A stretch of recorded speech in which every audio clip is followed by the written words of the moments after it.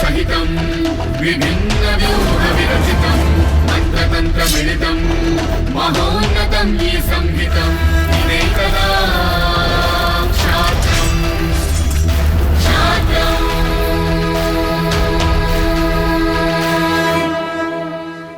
నమస్తే, welcome to క్షాత్రం. రక్షణ రంగానికి సంబంధించినటువంటి కీలక సమాచారాన్ని మీకు అందించేటువంటి చర్చా కార్యక్రమం క్షాత్రం 79వ ఎపిసోడ్ తో మీ ముందుకు వచ్చింది. ఈ వారంలో జరిగినటువంటి కీలకమైన రక్షణ పరమైనటువంటి డెవలప్మెంట్స్ గురించి మాట్లాడడానికి ప్రస్తుతం మనతో ఉన్నారు రక్షణ రంగ నిపుణులు, అంతర్జాతీయ వ్యవహారాల విశ్లేషకులు శ్రీ మామిడి గిరిధర్ గారు. వారితో మాట్లాడదాం. నమస్కారం సార్. నమస్తే సార్. నమస్తే సార్. ఈ వారం క్షాత్రం ఎపిసోడ్ లో మొదటి అంశము IFR 2026 ఇంటర్నేషనల్ ఫ్లీట్ రివ్యూ విశాఖపట్నంలో జరిగింది. చాలా అద్భుతంగా రాష్ట్రపతి ద్రౌపది ముర్ము గారు ముఖ్య అతిథిగా వచ్చారు. 74 దేశాలకు సంబంధించినటువంటి మెరైన్ కి సంబంధించినటువంటి ప్రతినిధులు, అదేవిధంగా 71 షిప్లు, 19 ఫారెన్ షిప్స్ అందులో ఉన్నట్టుగా తెలుస్తోంది. సో ఓవరాల్ గా ఈ ఇంటర్నేషనల్ ఫ్లీట్ రివ్యూ జరిగిన విధానము, దీని ఇంపార్టెన్స్ చెప్పండి. జరుగుతున్నది ఆల్రెడీ, ఇప్పుడు మనం ఇవాళ రికార్డ్ చేసిన టైం కూడా అది నడుస్తుంది కాబట్టి.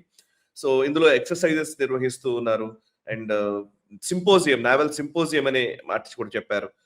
ఓవరాల్ గా విశాఖపట్నంలో జరుగుతున్నటువంటి ఈ వేడుక ప్రత్యేకత ఏంటి? మనకు ఒక ప్రెసిడెంట్, మన దేశంలో ప్రెసిడెంట్ 5 ఏళ్ళు ఉంటారు కదా, ఆ ప్రెసిడెన్షియల్ టర్మ్ 5 ఏళ్లలో ఒకసారి ఈ ఫ్లీట్ రివ్యూ అన్నది జరుగుతుంది. ఇంటర్నేషనల్ ఫ్లీట్ రివ్యూ అన్నది ఒకసారి ఆ ప్రెసిడెంట్ కి అవకాశం ఉంటుంది. మనం చూస్తే గతంలో APJ అబ్దుల్ కలాం గారు ఉన్నప్పుడు జరిగింది, అలాగే ప్రణబ్ ముఖర్జీ గారు ఉన్నప్పుడు జరిగింది,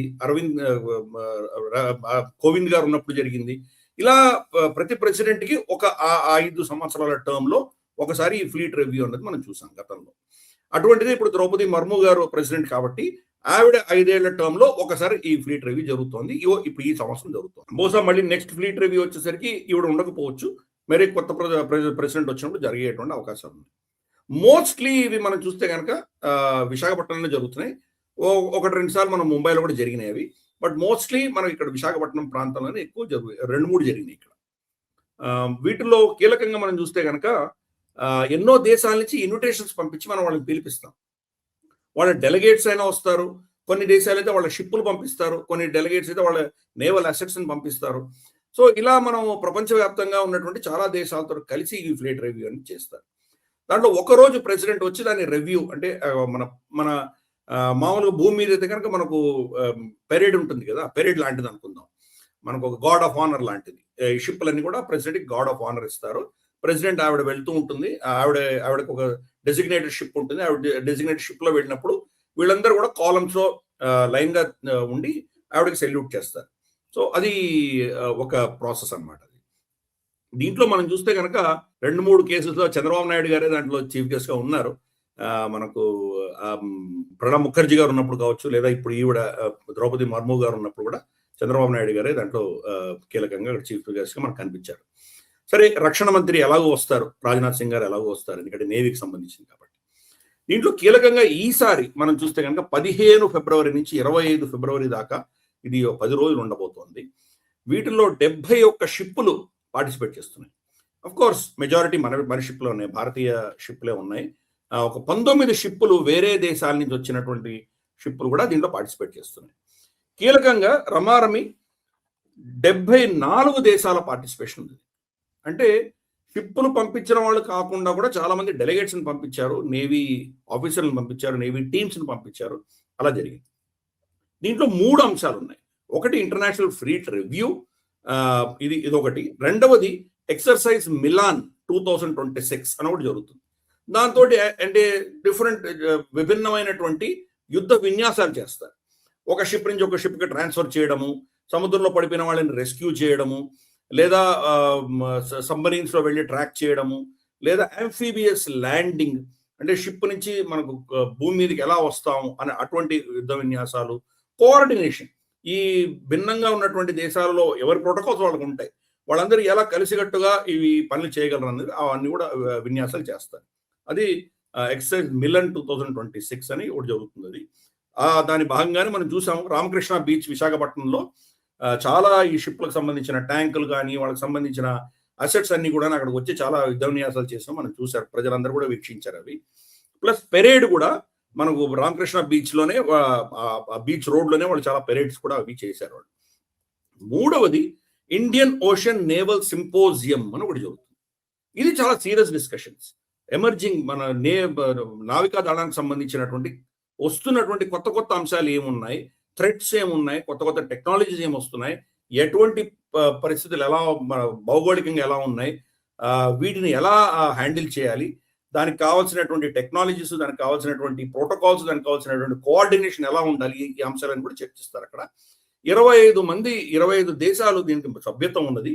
9 మంది అబ్జర్వర్ స్టేటస్ ఉన్నటువంటి ఈ యొక్క సంస్థ ఏదైతే ఉందో దానికి సంబంధించి ఈ సంవత్సరం మనకు దాని ప్రెసిడెన్సీ ఉన్నది. కాబట్టి భారతదేశంలో ఇది కూడా, ఈ సింపోజియం కూడా జరుగుతుంది. సో ఈ 3 అంశాలు ఈ ఇండియన్ ఫ్లీట్ రివ్యూలో మనం చూడవచ్చు. భారతదేశం నుంచి మనం చూస్తే కనుక ముఖ్యంగా ఐఎన్ఎస్ విక్రాంత్ పార్టిసిపేట్ చేస్తాం. ఐఎన్ఎస్ విక్రాంత్ మనకు తెలుసు కదా, అది మన భారతదేశంలో తయారు చేసినటువంటి షిప్ అది. అలాగే విశాఖపట్నం క్లాస్ డెస్ట్రాయర్స్ దీంట్లో ఉన్నాయి, నీలగిరి క్లాస్ ఫ్రిగేట్స్ ఉన్నాయి, అర్నాలా క్లాస్ యాంటీ సబ్మరీన్ కార్వెట్స్ ఉన్నాయి. ఇటువంటివన్నీ కూడా పార్టిసిపేట్ చేస్తున్నాయి.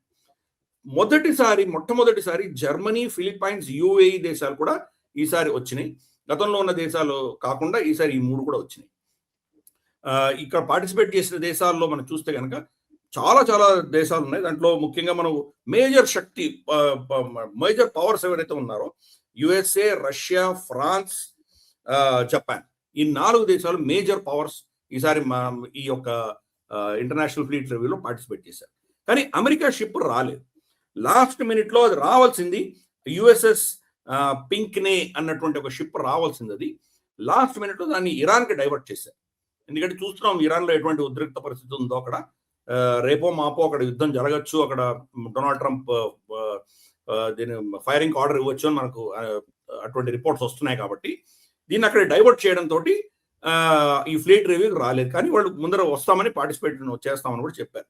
కానీ అమెరికన్ నేవీ ఆఫీసర్స్ కొంతమంది దీంట్లో పార్టిసిపేట్ చేస్తున్నారు, వాళ్ళ షిప్ రాలేదు. కానీ అలాగే రీజనల్ పవర్స్ అంటే కొంచెం అమెరికా అంత శక్తి లేనటువంటివైనా కానీ కూడా చాలా కీలకమైనటువంటి కొన్ని దేశాలు వచ్చినాయి ఇక్కడ. మనకు Australia, South Africa, South Korea, Seychelles, UAE ఇటువంటివి వచ్చినాయి. అలాగే మన చుట్టుపక్కల ఉన్నటువంటి దేశాలు కూడా చాలా మంది వచ్చారు. వీటిలో మనం చూస్తే శ్రీలంక, బంగ్లాదేశ్, మాల్దీవ్స్, మారిషియస్, ఒమాన్. అంటే బంగ్లాదేశ్ క్రమేపీ మనతోటి ఒక విధమైనటువంటి నార్మలైజ్ చేసేటువంటి ప్రయత్నం ఈరోజు బంగ్లాదేశ్ చేస్తోంది. కొత్త ప్రభుత్వం వచ్చిన తారిక్ రెహమాన్ ప్రభుత్వం వచ్చిన తర్వాత, అంటే అందుకని నిర్ణయం దాని ముందరే చేశారు వాళ్ళు. కానీ భారతదేశాన్ని కంప్లీట్గా ఇగ్నోర్ చేసే పరిస్థితి వాళ్ళకు కూడా లేదు. కాబట్టి ఆ యొక్క ఫ్రెండ్షిప్ మెయింటైన్ చేసే దిశగానే బంగ్లాదేశ్ కూడా ఇప్పుడు ప్రవర్తిస్తున్నది. కాబట్టి వాళ్ళు కూడా పంపించారు. అలాగే ఆసియాన్ దేశాల్లో ఉన్నటువంటి Vietnam, Thailand, Indonesia, Malaysia, Philippines, Myanmar వీళ్ళందరూ పార్టిసిపేట్ చేశారు. దీంట్లో మియన్మార్ పార్టిసిపేషన్ కూడా చాలా కీలకం. ఎందుకంటే మియన్మార్ సంక్షోభంలో ఉంది. రఖైన్ ప్రావిన్స్ లో వాళ్ళ అధీనం లేకుండా పోయింది. అలాగే కచిన్ ఆర్మీ వాళ్ళు టేక్ ఓవర్ చేశారు. అలాగే మనకు చైనా బార్డర్ లో ఉన్నటువంటి ప్రాంతాలను కూడా వాళ్ళ అధీనంలో వాళ్ళ కంట్రోల్ దాటిపోయినాయి. అయినా కానీ కూడా గవర్నమెంట్ కాంటాక్ట్స్ లో ఇప్పటికి కూడా ఆ ఒక విధమైనటువంటి బ్యాలెన్స్ మెయింటైన్ చేయడానికి మియన్మార్ కూడా వీళ్ళకి పంపించారు. ఇక్కడ ఇలా ఎన్నో దేశాల నుంచి వచ్చి పార్టిసిపేషన్ చేసిన తర్వాత మనకేంటంటే ఈ ఇండియన్ ఓషన్ రీజన్ లో భారతదేశమే పెద్దన్న పాత్ర పోషిస్తుంది అన్నటువంటి ఒక స్పష్టమైన మెసేజ్ మనం ఇవ్వగలిగాం వాళ్ళకి.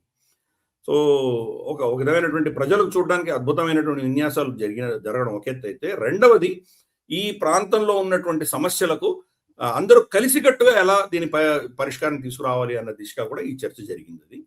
ఇది ప్రభుత్వ పరంగా, నేవీ పరంగా జరిగినటువంటి ఈ మ్యాసివ్ ఎక్సర్సైజ్. ఇది అఫ్ కోర్స్ వచ్చే నెల మనకు అంటే ఏప్రిల్లో మనకు ఇండియా ఫౌండేషన్ వాళ్ళది ఇండియన్ ఓషన్ కాన్ఫరెన్స్ కూడా ఉండబోతోంది మనకు మారిషియస్ లో.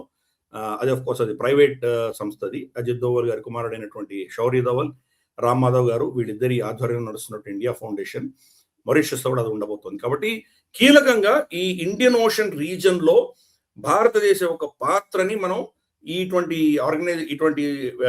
ఈవెంట్స్ ద్వారా మనం ఒక మెసేజ్ ఇస్తున్నాము. ఇక్కడ మేమే చాలా కీలకమైన పాత్ర పోషిస్తాము, అందరినీ కలుపుకొని వెళ్తాము, మిమ్మల్ని విస్మరించేది లేదు, మీ సార్వభౌమత్వాన్ని, మీ యొక్క అధికారాలను మేము గౌరవిస్తూ మీకంటే పెద్ద శక్తిగా మేము ఉన్నాం. కాబట్టి మాతో మీరు కలిసి వస్తే కనుక అందరూ కలిసికట్టుగా మనం ఈ ప్రాంతాన్ని అంతా సురక్షితంగా ఉంచవచ్చు అన్నటువంటి ఒక మెసేజ్ మనం పంపిస్తున్నాం. కీలకంగా 3 దేశాలకు మనం ఇన్విటేషన్ ఇవ్వలేదు. ఏ దేశాలకి మనం ఇన్విటేషన్ ఇవ్వలేదో స్పష్టం మనకు తెలుసు. పాకిస్తాన్, చైనా, టర్కీ, ఈ 3 దేశాలు మనం ఇన్విటేషన్ ఇవ్వలేదు. గతంలో టర్కీకి మనకు కొంత ఈ నేవీకి సంబంధించినటువంటి రిలేషన్షిప్స్ ఉండేవి. ఇన్ఫాక్ట్ మనం కొన్ని షిప్పులు వాళ్ళ దగ్గర కొనడానికి మనం ఆర్డర్స్ కూడా ఇచ్చాం టర్కీ ఇండస్ట్రీకి. కానీ రిసెప్ తయ్యబ్ ఎర్డోగాన్ ఎప్పుడైతే చాలా స్పష్టంగా ఒక ఇస్లామిక్ భావజాలంతో ఖలీఫ్ అవుదామని చెప్పేసి పాకిస్తాన్ని సమర్థిస్తూ ఆప్ సింధూర్లో వాళ్ళ మనుషులే వచ్చి అక్కడ మనకు వ్యతిరేకంగా పనిచేసినందుకు మనం అఫ్ కోర్స్ వాళ్ళని కంప్లీట్గా ఇగ్నోర్ చేస్తున్నాము. మనం గతంలో కొన్ని క్షాత్రం ఎపిసోడ్స్ కూడా డిస్కస్ చేసాము. టర్కీని సరౌండ్ చేసే ప్రయత్నం కూడా మనం చేస్తున్నాం. ఆర్మేనియా కావచ్చు, మనకు సైప్రస్ కావచ్చు, గ్రీస్ కావచ్చు, అక్కడ కూడా మనం వెళ్ళి మన ప్రెసెన్స్ పెట్టుకుంటున్నాం కాబట్టి టర్కీని అవాయిడ్ చేసాము. చైనా సరే చైనా పాకిస్తాన్ ఎలాగో మనకు డైరెక్ట్ అడ్వర్సరీస్ కాబట్టి వాళ్ళిద్దరిని కూడా ఇగ్నోర్ చేశాం. సో ఎనీవే ఇంతవరకు సాగుతున్నటువంటి దాంట్లో చాలా అద్భుతంగా సాగుతోంది అది. అండ్ ఈ కోఆపరేషన్ అన్నది కూడా మనం చూస్తున్నాం. చాలా చాలా కీలకంగా విషయం ఏంటంటే ఇక్కడ రష్యా, అమెరికా వీళ్ళిద్దరూ ఒక ప్లాట్ఫామ్ మీద ఒక థర్డ్ పార్టీ పిలిచినటువంటి ప్రోగ్రాంలో ఇద్దరు ఒకటే ప్లాట్ఫామ్ మీద అన్నది ఇది మొదటిసారిగా. అంటే గత 2-3 సంవత్సరాలుగా యుద్ధాలు జరుగుతున్నప్పుడు భారతదేశం పిలిస్తేనే వీళ్ళిద్దరు రాగలిగారు, ఒకటే ప్లాట్ఫామ్ మీద కూర్చోగలిగారు. సో ఇది చాలా కీలకమైనది. సో అఫ్ కోర్స్ వాళ్ళ షిప్ రాలేదు ఈసారి, అమెరికన్ షిప్ రాలేదు, కానీ అమెరికన్ నేవల్ ఆఫీసర్స్ ఉన్నారు ఈరోజు ఈ దీంట్లో ఇంటర్నేషనల్ ఫ్లీట్ రివ్యూలో ఉన్నారు వాళ్ళు. అలాగే రష్యన్ షిప్స్ ఉన్నాయి, రష్యన్ నేవల్ పర్సనల్ ఉన్నారు. వీళ్ళిద్దరు కూడా కలిసి మాట్లాడుకోవడం, అంటే కెమెరా ముందు కాకపోవచ్చు, పొలిటికల్ గా అరుచుకోవడం అన్ని పక్కన పెడితే వీళ్ళిద్దరిని కూడా ఒక తాటికి తీసుకొచ్చి ఒక ప్లాట్ఫామ్ కి తీసుకొచ్చిన ఘనత మనకే దక్కుతుంది అది. అందుకని చాలా అద్భుతంగా జరుగుతున్నటువంటి ఇంటర్నేషనల్ ఫ్లీట్ రివ్యూ మనం అందరం కూడా సంతోషిద్దాం, గర్విద్దాం. Yes sir. ఇక నెక్స్ట్ అంశంలోకి వెళదాం sir. US ambassador Sergio Gor, Bharat కి సంబంధించి, భారత కార్యకలాపాలకు సంబంధించి యుఎస్ అంబాసిడర్ గా ఉన్నటువంటి Sergio Gor and US Indo Pacific commander admiral Samuel J Paparo ఇద్దరు కూడా హర్యానాలో ఉన్నటువంటి Indian army western command headquarters ని విజిట్ చేశారు. ఇది ఒక కీలకమైన పరిణామంగా కనబడుతుంది. డిఫెన్స్ టైస్ మళ్ళీ ఇంతకు ముందు కొంత ఆ ప్రతిష్టంభనని తీసివేసే ఒక ప్రయత్నం చేస్తున్నట్టు కనబడుతుంది అమెరికాకి భారత్ కి మధ్య సంబంధాల్లో. మొన్నటికి మొన్న మనం ముంబై కోస్ట్ గార్డ్, ముంబైకి దగ్గరలో 100 నాటికల్ మైల్స్ దూరంలోనే, ఎక్కడో చాలా దగ్గరలోనే ఇరాన్ కి సంబంధించినటువంటి ఒక 3 షిప్స్ ఏవైతే యుఎస్ శాంక్షన్స్ ఎదుర్కొంటున్నటువంటి షిప్స్ ని మనం సీజ్ చేశాము. అది కూడా ఒక వార్త ఉన్న టైంలోనే ఇక్కడ ఇది జరగడం, అంటే మళ్ళీ భారత్ అమెరికా మధ్య రక్షణపరమైనటువంటి ఇచ్చిపుచ్చుకోవడాలు, ఆ ఇద్దరి మధ్య ఉన్నటువంటి ఒక స్నేహాన్ని మళ్ళీ పెంచే ప్రయత్నం జరుగుతోందా? సో దీన్ని ఎలా అర్థం చేసుకోవాలి, ఒకసారి వివరాలు చెప్తారా? అమెరికా ఇండియన్ ఓషన్ రీజన్ లో భారతదేశానికి వ్యతిరేకంగా వాళ్ళు కూడా పెద్దగా ఏం సాధించలేరు. భారతదేశాన్ని కలుపుకొని వెళితేనే వాళ్ళ ఇంట్రెస్ట్ కూడా ఇక్కడ కాపాడపడతాయి. కరెక్ట్. ఎందుకంటే భారతదేశం చాలా కీలకం. అఫ్ కోర్స్ మనకు గత సంవత్సరమే మనం రాజ్నాథ్ సింగ్ గారు, అంటే ఈ ట్రేడ్ కి సంబంధించిన యుద్ధం జరుగుతుండగా కూడా మనకు పీట్ హెగ్జిత్ అలాగే రాజ్నాథ్ సింగ్ గారు ఇద్దరు కలిసి మన డిఫెన్స్ కోఆపరేషన్ ఏదైతే ఉందో, ఆ స్ట్రాటజిక్ కోఆపరేషన్ అగ్రిమెంట్ ఏదైతే ఉందో అది ఇంకో 10 ఏళ్లకు పొడిగించే దిశగా వారు సంతకాలు కూడా పెట్టారు. అలాగే మనకు పెసిఫిక్, ఇండో పెసిఫిక్ కమాండ్ అని ఉంది వాళ్ళది, అమెరికా. ఇండో పెసిఫిక్ కమాండ్ భారతదేశాన్ని విస్మరించి వాళ్ళు ఏం చేయలేదు. కాబట్టి రేపటి రోజు చైనాని కౌంటర్ చేయాలన్నా, ఇంకే ఇతరత్ర పెద్ద ఏదైనా కనుక విపత్కరమైన పరిస్థితులు వచ్చినప్పుడు భారతదేశాన్ని మినహాయించి వాళ్ళు ఏం చేయలేరు. అందుకనే మనకు జో బైడెన్ హయాంలోనే, in fact Donald Trump last time first presidency నుంచి కూడా క్రమేపీ అమెరికన్ ఎస్టాబ్లిష్మెంట్ లో ఇది వాళ్ళకి అర్థమైపోయింది. భారతదేశాన్ని మన అధీనంలో లేకపోయినా కానీ మనతోటి వాళ్ళతో ఒక విధమైనటువంటి సంబంధం పెట్టుకోకపోతే మన పెసిఫిక్ కమాండ్ అంతా కూడా దెబ్బతింటుందని వాళ్ళకి అర్థమైంది. మనకు ఆ కెపాసిటీ లేదు. చైనా ఈరోజు అమెరికన్ ఫ్లీట్ కంటే ఎక్కువ ఫ్లీట్ ఉంది చైనాలో. కాబట్టి ఈరోజు చైనాని ఎదుర్కోవాలంటే కనుక భారతదేశం లేదు, మనం ఏం చేయలేమని వాళ్ళు అర్థమైంది. సరే, క్వాడ్ ఏం జరుగుతుందో మనం చూస్తున్నాం. Quad of course military alliance కాదు అది, కానీ ఇతరత్ర మనకు మలబార్ ఎక్సర్సైజ్ లాంటి వాటిలో చాలా వాటిలో అమెరికా మనతో కలిసి వచ్చేటువంటి పరిస్థితి మనం చూసాం. జో బైడెన్ హయాంలో అయితే కనుక కంప్లీట్ గా ఇండో పెసిఫిక్ అంతా భారతదేశానికి అప్పచెప్పేశారు. దాని తర్వాత మనం చూసాం ఏమేమి పరిణామాలు జరిగినాయి. మనం ఐఎన్ఎస్ కిర్పాన్ మనం వియట్నాంకి ఇచ్చాము, మనం ఆసియాన్ తోటి మనం నేవల్ ఎక్సర్సైజెస్ చేశాము, మన సబ్మెరీన్స్ వచ్చేసి పోర్ట్ కాల్స్ కింద మనం చాలా ఈ దేశాలన్నీ విజిట్ చేసి వచ్చినాయి. మన షిప్పులు వెళ్తున్నాయి అక్కడ. అంటే చైనా బ్యాక్ యార్డ్ లో మనం చాలా యాక్టివ్ గా పార్టిసిపేట్ చేస్తున్నాం. అది ఉండడం వల్ల ఈరోజు అమెరికా వాళ్ళ అసెట్స్ ని ఇతరత్ర థియేటర్స్ తీసుకెళ్ళగలుగుతున్నారు. ఇప్పుడు ఇరాన్ మీద ఇన్ని షిప్పులు తీసుకొచ్చారంటే కనుక ఇక్కడ వీక్ అయినట్టే కదా. ఇది అదును చూసుకొని మరి చైనా తైవాన్ మీద దాడి చేసేటువంటి ప్రమాదం ఉంది కదా. కాబట్టి భారతదేశ పాత్ర అనేది చాలా కీలకమైనది. ట్రేడ్ అంశాలలో గొడవలు అవుతూ మనకు వాళ్ళకు ఇంత స్పర్ధలు ఉన్నా కానీ కూడా డిఫెన్స్ కోఆపరేషన్ మెయింటైన్ చేసే ప్రయత్నం పెంటగన్ చేసింది. దాని దృష్ట్యానే ఈరోజు మనం చూస్తే కనుక ఈ ఇంటర్నేషనల్ ఫ్లీట్ రివ్యూలో వాళ్ళు ఎలా పార్టిసిపేట్ చేస్తున్నారు ఇవన్నీ కూడా మనం చూస్తే ఇవి అర్థం చేసుకోవచ్చు. Sergio Gor an ambassador, civilian, military మనిషి కాదు, కానీ ఆయనతో పాటు అడ్మిరల్ శామ్యూల్ జే పపారో, ఇతను వచ్చేసి ఇందాక చెప్పినట్టు యుఎస్ ఇండో పెసిఫిక్ కమాండ్ కి ఆయన చీఫ్. ఆయన వీళ్ళిద్దరు కలిసి వెస్టర్న్ కమాండ్ హెడ్ క్వార్టర్స్ మన చండీగఢ్ దగ్గర ఉన్నటువంటి మనకు పంచకులాలో ఉంది అది. అక్కడ వీళ్ళిద్దరు వెళ్ళి అక్కడ లెఫ్టినెంట్ జనరల్ మనోజ్ కుమార్ కటియార్ గారిని కలిశారు. మనోజ్ కుమార్ కటియార్ గారు మనం గతంలో కూడా క్షేత్రంలో డిస్కస్ చేశాం. రీసెంట్ గా ఒక నెలన్నర క్రితం ఆయన ఉత్తరాఖండ్ లో వాళ్ళు ఎక్సర్సైజ్ చేశారు. ఈ నదులు అన్ని ఉన్నటువంటి ప్రాంతం, మనకు గంగా ఇటువంటి నదులు చాలా ఉన్నాయి కదా, ఆ నదులు ఎలా దాటి మనం భూమిని కబ్జా చేసుకోవాలనే ట్రైనింగ్ మనం అక్కడ చేశాం. ఆయన స్పష్టంగా చెప్పారు, రేపు పాకిస్తాన్ యుద్ధం వస్తే వాళ్ళు మేమే గెలిచామని ప్రతిసారి చెప్పుకుంటారు కాబట్టి ఈసారి భూమిని కబ్జా చేసుకుంటామని చాలా స్పష్టంగా చెప్పినటువంటి వ్యక్తి మనోజ్ కుమార్ కటియార్ గారు. సో అందుకని అటువంటి కెపాసిటీ ఉన్నటువంటి వెస్టర్న్ కమాండ్ తోటి వాళ్ళు మాట్లాడుతున్నారు. పైపెచ్చు ఈరోజు వెస్టర్న్ కమాండ్ ఎందుకు అమెరికాకి కీలకం అంటే, ఇరాన్ తోటి యుద్ధం చేయదలుచుకుంటే కనుక వెస్టర్న్ కమాండ్ మన సహాయం లేని వాళ్ళు చాలా విషయాలు చేయలేరు. వాళ్ళకి అవసరాలు రావచ్చు, ఎందుకంటే ఇరాన్ బెదిరిస్తుంది, మీరు కనుక మా మీద అటాక్ చేసి మా మీద ఏదో దాడులు చేస్తే మీ షిప్లే మేము సింక్ చేస్తాము, వాటి మీద అటాక్ చేస్తాం, దాడులు చేస్తామని వాళ్ళు చెప్తున్నారు. సో అటువంటప్పుడు అక్కడ రక్షణ కలిగించే శక్తి భారతదేశానికే ఉంది. అందుకని ఆ అంశం కూడా ఒక కీలకంగా ఒకటి అర్థం చేసుకోవాలి. అందుకని ఎన్నో అంశాల దృష్ట్యా సర్జియో గోర్ని భారతదేశానికి పంపించింది. ఎందుకంటే కనుక డొనాల్డ్ ట్రంప్ చేసిన పిచ్చి పని వల్ల ఏదైతే భారతదేశానికి అమెరికాకి మధ్యలో ఉన్నటువంటి మైత్రి చెడిందో దాన్ని రెస్టోర్ చేసే దిశగా ఈయనను పంపించారు. అందుకని ఆయన వచ్చి ఇక్కడ మనకు ఆర్బీఐ గవర్నర్ని కలవడం కావచ్చు, ఇప్పుడు వెస్టర్న్ థియేటర్ కమాండర్ని కలవడం కావచ్చు, ఏదో ఫైనాన్స్ మినిస్టర్నో డిఫెన్స్ మినిస్టర్నో కలిసి వెళ్ళిపోయి ఉండొచ్చు కదా, ఆయన మంత్రులు కలిసి వెళ్ళిపోవచ్చు కదా. అలా కాకుండా నెక్స్ట్ లెవెల్ కూడా ఎంగేజ్మెంట్ అనేది అమెరికా చేసే ప్రయత్నం చేస్తోంది. మనం కూడా ఏంటంటే మనం వాళ్ళతో శత్రుత్వం పెట్టుకోవాల్సిన అవసరం లేదు. మనతో కలిసి వస్తే సంతోషం, వాళ్ళతో మనం కూడా కలిసి వెళ్తాం. లేదు మనకు వ్యతిరేకంగా మేము సార్వభౌములం, మేము చక్రవర్తులం, సామ్రాట్లం, మా మాట వినాలి, మీరు మోచే నీళ్లు తాగాలి అనే పరిస్థితి వాళ్ళు ప్రవర్తిస్తే మనం కూడా దానికి సంబంధించినట్టు దాని ఎలా ఉందో అలాగే మనం కూడా ప్రవర్తిస్తాం, వాళ్ళకి అర్థమైంది. అందుకని ఇప్పుడు మెట్టు దిగొచ్చి వాళ్ళు మనతో మైత్రి పెట్టుకుని మళ్ళీ రెస్టోర్ చేసే ప్రయత్నం సర్జియో గోర్ లాంటి వాళ్ళు చేస్తున్నారు. చూద్దాం, will see what happens. Yes sir, ఇక నెక్స్ట్ అంశంలోకి వెళదాం సార్. స్విట్జర్లాండ్ కి సంబంధించినటువంటి ఒక థింక్ ట్యాంక్, సిహెచ్పిఎం అనే థింక్ ట్యాంక్, సరే అబ్రివేషన్ అంతా కూడా దాని ఫుల్ ఫామ్ అంతా కూడా అది వాళ్ళ స్విట్జర్లాండ్ లాంగ్వేజ్ లోనే ఉంది. బట్ సిహెచ్పిఎం అనే థింక్ ట్యాంక్ చాలా రెప్యూటెడ్ ఆర్గనైజేషన్ ఇది అని చెప్తున్నారు. సో వాళ్ళు అఫ్ కోర్స్ మనం చాలా రోజుల నుంచి మాట్లాడుతున్న దాన్నే, అఫ్ కోర్స్ తీర్థం కావాలంటే శంఖంలో పోయాలన్నట్టుగా. సో మేజర్ గా వెస్టర్న్ థింక్ ట్యాంక్లు, లేకపోతే వెస్టర్న్ మీడియా, లేకపోతే వెస్టర్న్ ఎక్స్పర్ట్స్ వాళ్ళు చెప్పిన వాటిని ఈ ప్రపంచం నమ్మే పరిస్థితిలో ఉంటుంది కాబట్టి వాళ్ళు కూడా చెప్తున్నారు కాబట్టి మనం దాని గురించి కూడా మాట్లాడుతున్నాము. సో ఈ థింక్ ట్యాంక్ చెప్తున్నది ఏంటంటే, ఆపరేషన్ సింధూర్ విషయంలో భారతదేశం పూర్తి పైచేయి సాధించింది. అసలు న్యూక్లియర్ రెడ్ లైన్స్ ని క్రాస్ చేయకుండానే పాకిస్తాన్ వెన్ను విరిచింది. పాకిస్తాన్ పూర్తిగా సీజ్ ఫైర్ కి వెళ్ళాలి అని వాళ్ళు రిక్వెస్ట్ చేసే దిశకు మనమే డామినేట్ చేశాము అనేది ఈ థింక్ ట్యాంక్ చెప్తున్న అంశం. మొన్నటికి మొన్న ఈవెన్ టామ్ కూపర్ అనే ఏవియేషన్ ఎక్స్పర్ట్ కూడా ఇదే అంశం గురించి మాట్లాడాడు, మళ్ళీ రియేటరేట్ చేశారు. ఈవెన్ ఎన్డీటీవీలో ఇంటర్వ్యూ కూడా అయింది, వచ్చింది.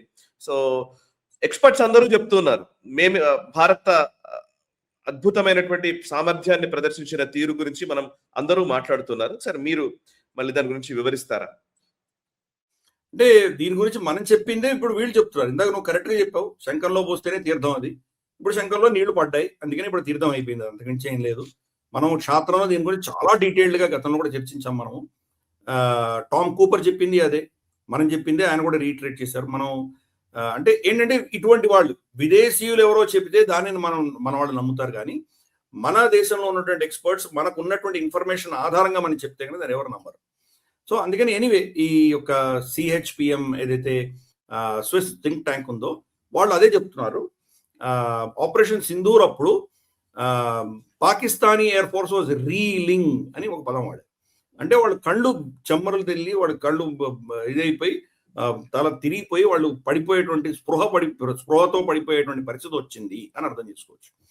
అంటే వాళ్ళకి శక్తి లేదు, ఇంకా వాళ్ళు ఏమి చేయలేకపోయారు. వాళ్ళు ఒక్క ఫ్లైట్ కూడా టేక్ ఆఫ్ అవ్వలేనటువంటి పరిస్థితి తీసుకొచ్చాం మనం. 11 ఎయిర్ బేసెస్ గంటలో మనం కొట్టామంటే కనుక ఒక్క ఎయిర్ బేస్ నుంచి కూడా ఒక్క ఎయిర్ క్రాఫ్ట్ కూడా టేక్ ఆఫ్ అవ్వలేదు. ఒకవేళ ఆల్రెడీ ఆకాశంలో ఉన్నటువంటి ఎయిర్ క్రాఫ్ట్స్ మళ్ళీ నేల మీద దిగలేవు. అలా కొట్టాం వాళ్ళు.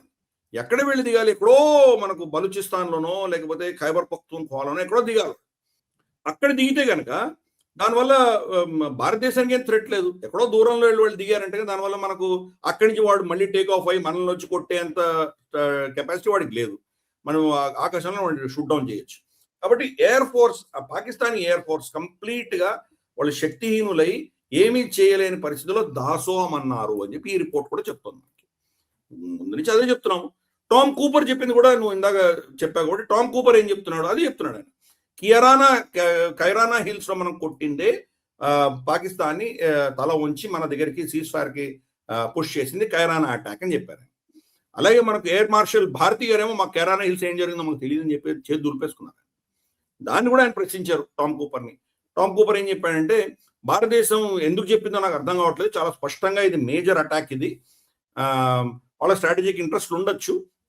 ప్రపంచంలో అందరికీ మేము పాకిస్తానీ న్యూక్లియర్ అసెట్స్ ని టచ్ చేయలేదు అని చెప్పడానికి మాకేం తెలియదు అని చేసి దులిపేసుకోవచ్చు, అందుకని చేసి ఉండొచ్చు. కానీ మెసేజ్ ఎక్కడ వెళ్ళాలో అక్కడ వెళ్ళింది అని టామ్ కూపర్ కూడా చెప్పారు. అందుకని మనం చూసామంటే కనుక ఈ రోజు మనం ఎయిర్ మార్షల్ భారతి గారు చెప్పింది మాకు కైరానా హిల్స్ సంబంధం లేదు అని చెప్తే పాకిస్తాన్ కాదు భారతదేశమే ఇక్కడ కొట్టింది అని వాళ్ళు ఎందుకు చెప్పట్లేదు వాళ్ళు? సో ఇది అక్కడ పరిస్థితి. నోరుగాల పిల్లిలా క్వైట్ గా ఉన్నారు, ఏం మాట్లాడలేనటువంటి పరిస్థితి. సో అదే టామ్ కూపర్ చెప్తున్నారు. అలాగే స్విస్ థింక్ ట్యాంక్స్ కూడా చెప్తున్నాయి. సో గతంలో ఈ ఎవిడెన్స్ ఉండేది కాదు మన దగ్గర. బాలాకోట్ మన ఎవిడెన్స్ ఇవ్వలేదు. ఇప్పుడు ఎవిడెన్స్ అందరూ ప్రత్యక్షంగా చూస్తున్నారు, శాటిలైట్ ఇమేజ్లో చూస్తున్నారు, గ్రౌండ్ లెవెల్ ఇంటెలిజెన్స్ ఉన్నాయి, వాళ్ళకి మిలిటరీ ఇంటెలిజెన్స్ ఉంది. ఎన్నో అంశాల ఆధారంగా ఈరోజు ఆపరేషన్ సింధూర్ ఏం జరిగిందో చెప్తున్నారు. పాకిస్తాన్ యొక్క ఫేక్ నెరేటివ్ ని కంప్లీట్ గా ఎక్స్పోజ్ చేస్తున్నారు. సో ఈ యొక్క థింక్ ట్యాంక్ కూడా ఇప్పుడు ఏం చెప్తోందంటే కనుక వీళ్ళ రెడార్ సిస్టమ్స్ అన్ని కూడా ఏవి పనిచేయలేదు, డిఫెన్స్ సిస్టమ్స్ ఏవి పనిచేయలేదు అని చెప్తుంది. అదే టామ్ కూపర్ కూడా చెప్పారు. సర్గోదాలో ఫస్ట్ మనం వాళ్ళ రెడార్స్ ని కొట్టేశాం. రెడార్స్ ని కొట్టేయంగానే ఇంకా మనకు కంప్లీట్ ఫ్రీ హ్యాండ్ ఉంది, అక్కడ ఏమైనా చేయొచ్చు. సెకండ్ ఏం చేసామంటే దాని రన్వేని కొట్టాం. 3 ఈ కైరానా హిల్స్ లో సొరంగాలు తవ్వి లోపల న్యూక్లియర్ మెటీరియల్ పెట్టుకొని అక్కడ వెళ్ళడానికి ఉన్నటువంటి రోడ్స్ ని కట్ చేసాం. కీలకమైన 2 రోడ్స్ ని కట్ చేసాం. దీంతో ఏమైందంటే వాళ్ళు మెటీరియల్ ఉంది లోపల, మనం న్యూక్లియర్ మెటీరియల్ టచ్ చేయలేదు. కానీ కొండల నుంచి బయటకు ఎలా తీసుకొస్తారు వాళ్ళు? తీసుకొస్తే రోడ్డు ఉండాలి కదా, రోడ్డు లేదు. రన్వే నుంచి వాళ్ళు F-16లు సర్గోదాలో F-16లో పనిచేస్తాయి. F-16ల కింద మీరు న్యూక్లియర్ మిసైల్ పెట్టి టేక్ ఆఫ్ అయ్యి భారతదేశం మీద షూట్ చేయాలి. రన్వే లేదు, ఎలా షూట్ చేస్తారు వాళ్ళు? కాబట్టి వాళ్ళ న్యూక్లియర్ అసెట్స్ ని టచ్ చేయకుండా న్యూక్లియర్ అటాక్ చేసే కేపబిలిటీని కట్ చేసింది భారతదేశం. అది గొప్పతనం. అలాగే మనకు రహీమ్ యార్ ఖాన్ లో కూడా మనం వాళ్ళ న్యూక్లియర్ కమాండ్ స్ట్రక్చర్ ఎవరైతే ఈ నిర్ణయాలు తీసుకునేటువంటి దీన్ని ఎగ్జిక్యూట్ చేయగలిగిన నిపుణులు ఎవరైతే ఉన్నారో వాళ్ళు ఉన్నటువంటి బిల్డింగ్ ని మనం పేల్చేసాం. కాబట్టి ఈ రోజు పాకిస్తాన్ మళ్ళీ వాళ్ళది న్యూక్లియర్ బాంబులు ఉన్నా కానీ కూడా భారతదేశం మీద దాడి చేయడానికి వాళ్లకు అటువంటి సిబ్బందిని తయారు చేసుకోవడానికి ఒక దశకం పట్టచ్చు, ఒక 5-6 ఏళ్ళు పట్టచ్చు. కాబట్టి అంత తొందరగా వాళ్ళు రికవర్ అవ్వలేనటువంటి పరిస్థితి.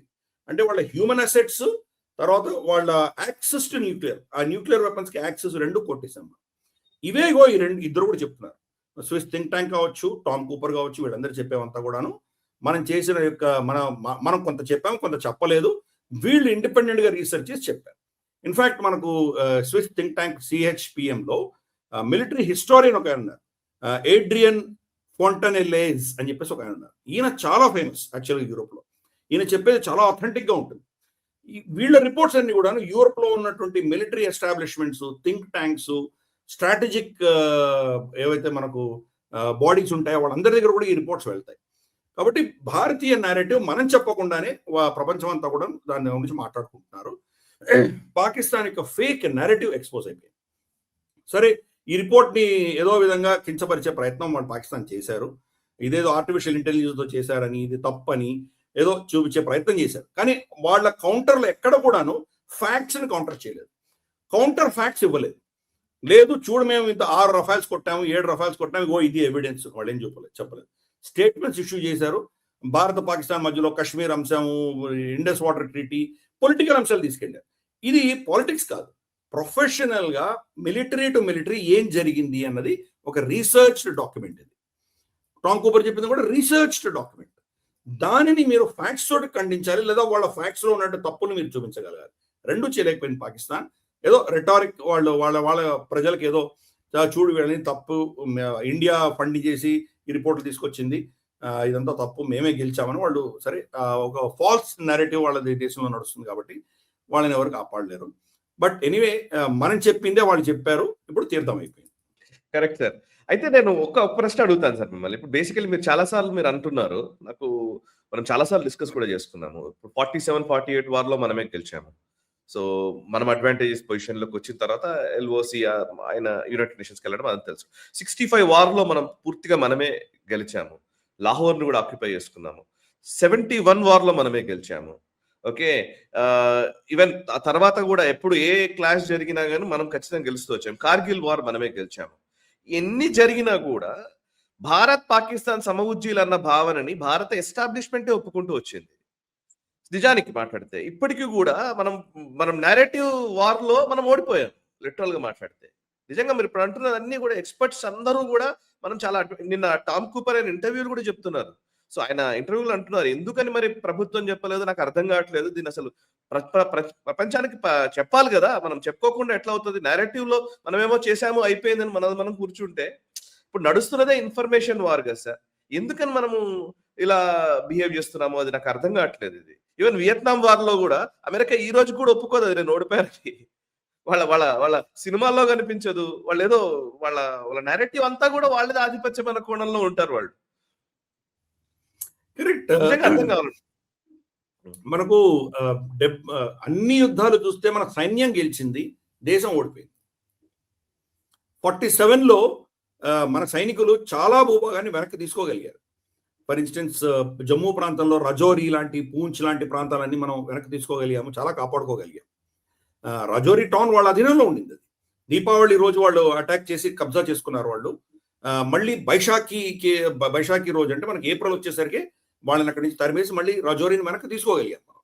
అలాగే మనకు కాశ్మీర్లో అదే పరిస్థితి. కార్గిల్ అయితే ఆల్మోస్ట్ పోయింది, కార్గిల్ పోయి లేదాకా వచ్చేసారు. నిమ్ము మనం ఎక్కడైతే కూర్చొని రుద్రాభిషేకం చేశామో నిమ్ము పాకిస్తాన్ అధీనంలోకి వచ్చేసింది. అప్పుడు బిజు పట్నాయక్ ఆయన సార్టేజ్ చేసి సప్లైస్ పంపించి అక్కడి నుంచి మెల్లిగా తోసుకుంటూ వాళ్ళని మనం కార్గిల్ ఆవలి వరకు దాకా మనం తరమగలిగాం.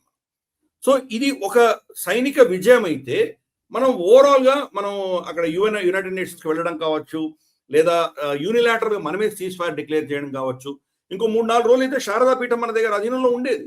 అప్పుడు యూనిలాటరల్ గా సీజ్ ఫైర్ చేయడం వల్ల మన ఈరోజు శారదాపీఠం పాకిస్తాన్ అధీనంలో ఉంది.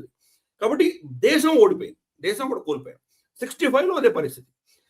లాహోర్ పొలిమేరల్ దాకా వెళ్ళినటువంటి సైన్యము తాష్కెంట్ లో అది మొత్తం సరెండర్ చేసాం మనం. అలాగే మనం హాజీపీర్ పాస్ ని ఎంతో కష్టంతో, ఎంతో మంది బలిదానాలతోటి మనం దాన్ని కబ్జా చేసుకుంటే దాన్ని తాష్కెంట్ లో మళ్ళీ తిరిగి ఇచ్చేసాం పాకిస్తాన్కి.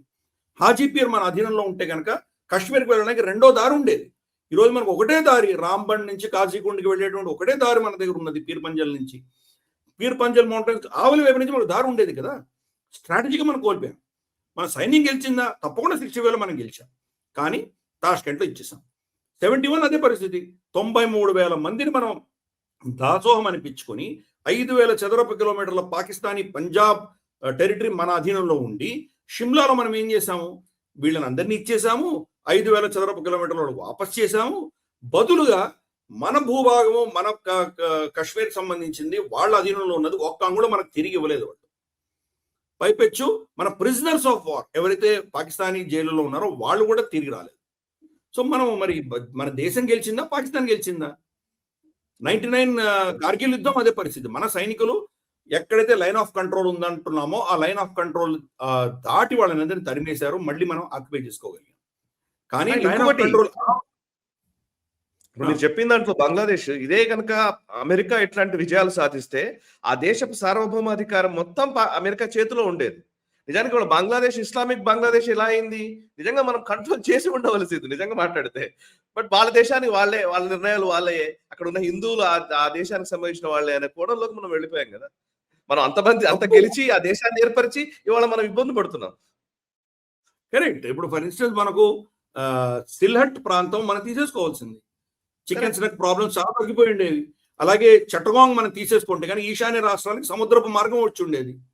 ఆఫ్టర్ ఆల్ ఒక 20 కిలోమీటర్లు ఉంది అంతే చట్టగాంగ్ హిల్ ట్రాక్స్ దగ్గర. అక్కడ ఉన్న వాళ్ళు ముస్లిమ్స్ కూడా కాదు, అందరూ బౌద్ధులు వాళ్ళు, బంగ్లాదేశ్లో ఉన్నటువంటి వాళ్ళు. ఆ చిన్న ట్రాక్ మనం చట్టోగ్రామ్ తీసేసుకున్న చట్టేశ్వరి మహామాతా మందిర్ శక్తిపీఠం మన అధీనంలో ఉండేది. అక్కడి నుంచి మనకి ఈశాన్య రాష్ట్రాలకి ఈజీగా మిజోరాంకి మనకు దారి ఉండేది. అప్పుడు స్ట్రాటజీగా మనం ఆలోచన చేయలేదు దాని గురించి. సో అందుకని చెప్తున్నాను, సైనిక విజయాలను మనం పొలిటికల్ గా దేశం ఓడిపోయింది. అన్నిట్లో కూడా అదే పరిస్థితి. 99లో కూడా అదే పరిస్థితి. సౌరభ్ కాలియా లాంటి వాళ్ళని చిత్రహింసలు చేసి చంపినటువంటి దేశం మీద ఈ రోజు దాకా మనం మానవ హక్కుల ఉల్లంఘన కేసులో కానీ, జెనీవాలో కానీ, ఇంకెక్కడ కూడాను వార్ క్రైమ్స్ ట్రైబ్యునల్లో కానీ వాళ్ళ మీద కేసు వేయలేదు మనం. సో మరి సౌరభ్ కాలియా తండ్రి చాలా కాలంగా ఆయన పాపం అంటున్నాడు, నా కొడుకుని ఇంతగా చిత్రహింసలు చేసిన దానికి మీరు పాకిస్తాన్ని ఎందుకు మీరు అపేక్షిస్తున్నారు, వాళ్ళ మీద ఎందుకు మీరు కేసులు పెట్టలేదు అని అడుగుతున్నారు ఆయన. సమాధానం చెప్పగలదా ఈ దేశం? పైపెచ్చు దానికి కారకుడైనటువంటి ముషరఫ్ ని తాజ్మహల్ దగ్గరికి పిలిచి, ఆగ్రాలో పిలిచి బిర్యానీలు పెట్టాము. సో బట్ అందుకని మన దేశంలో ఈ రెండు వైవిధ్యం ఉన్నది. మనకి సైన్యం అద్భుత విజయాలు సాధిస్తున్నా కానీ కూడా మన దేశం క్రమేపీ ఓడిపోతూ వస్తుంది. ఎన్ని ఓటములు మనం చూస్తున్నాము, ప్రతిదీ లిటరల్గా మనం ఓటమే అన్నది.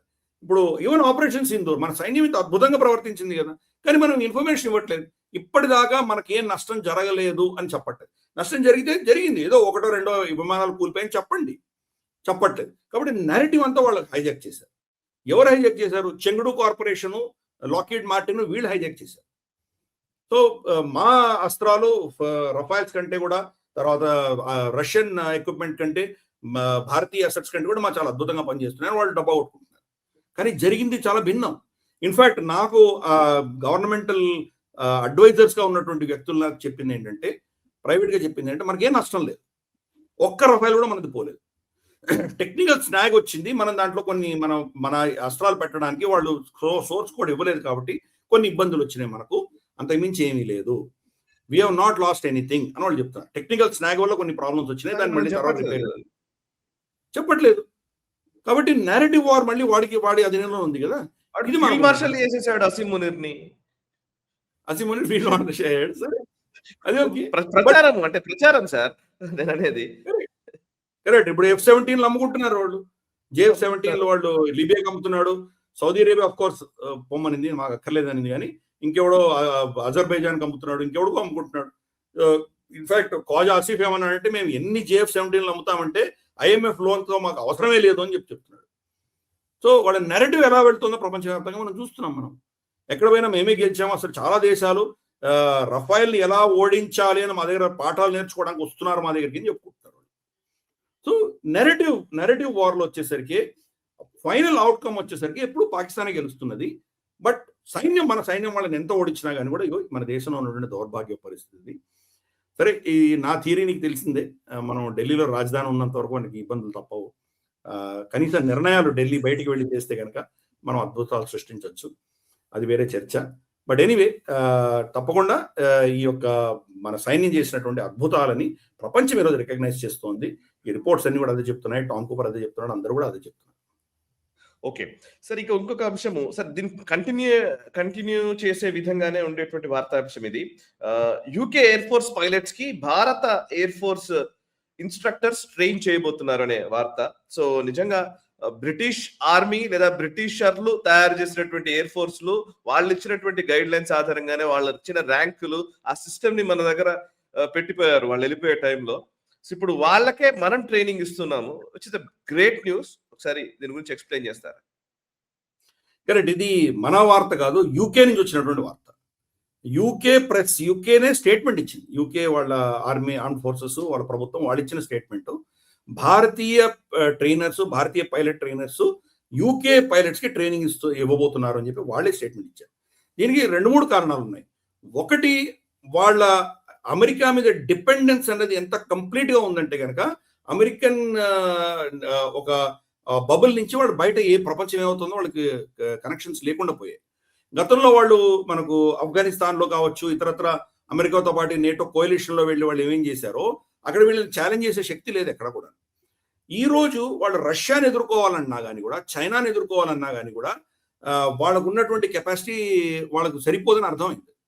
భారతదేశమే ఈ రోజు రష్యన్ టెక్నాలజీ భారతదేశం దగ్గర ఉంది. రేపు రష్యాని ఎదుర్కోవాలంటే రష్యన్ టెక్నాలజీ అర్థం చేసుకున్నటువంటి దేశం దగ్గర నుంచే ఆ పాఠాలు నేర్చుకోవాలి. 2 చైనాని కౌంటర్ చేసే కెపాసిటీ భారతదేశం దగ్గర ఉంది. కాబట్టి ఈ 2 అంశాల దృష్ట్యా మనం భారతదేశం దగ్గర నుంచి ట్రైనింగ్ తీసుకుంటే కనుక మనకే అంతా తెలుసు అనుకున్నటువంటి పరిస్థితి నుంచి నిజంగా ప్రపంచం ఎక్కడ మారిపోయిందో, ఎలా మారిపోయిందో దాని దృష్ట్యా మనం కొంత శక్తి పుంజుకొని మనం కొంత ట్రైనింగ్ తీసుకోవచ్చు అన్నటువంటి ఆలోచన ఈరోజు యూకేలో మనకు కనిపిస్తుంది. యూరోప్ క్రమేపీ మనం మ్యూనిక్ సెక్యూరిటీ కాన్ఫరెన్స్ కూడా చూసాం.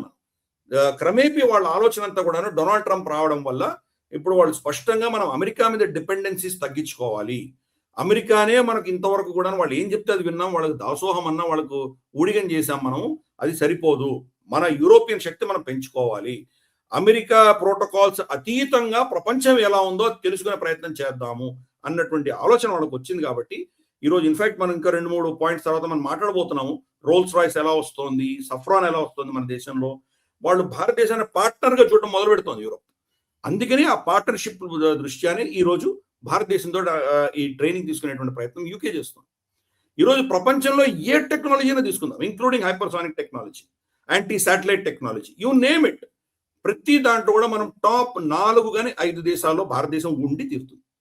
భారతదేశంలో లేని టెక్నాలజీ ఆల్మోస్ట్ లేదని చెప్పాలి. సరే, అమెరికా ఒక డిఫరెంట్ లెవెల్లో ఉంది కాబట్టి అమెరికాని పక్కన పెడదాం.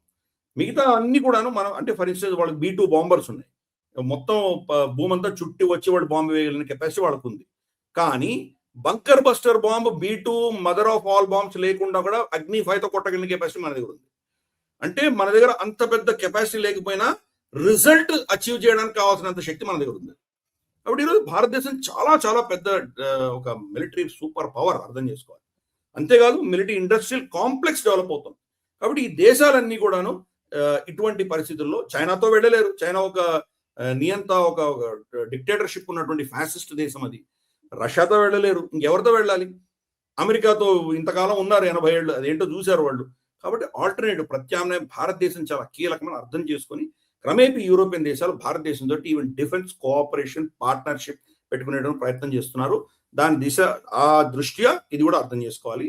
ఈ రోజు మనల్ని శాసించినటువంటి మనకు గుణపాఠాలు నేర్పించిన గురువులకే మనం పాఠాలు చెప్పే స్థితికి ఎదిగామని వాళ్లే ఒప్పుకుంటున్నారు. కాబట్టి దేరాయ దురుస్తాయి. సరే, వచ్చారు ఫైనల్ గా భారతదేశం శక్తిని రికగ్నైజ్ చేసినందుకు సంతోషం.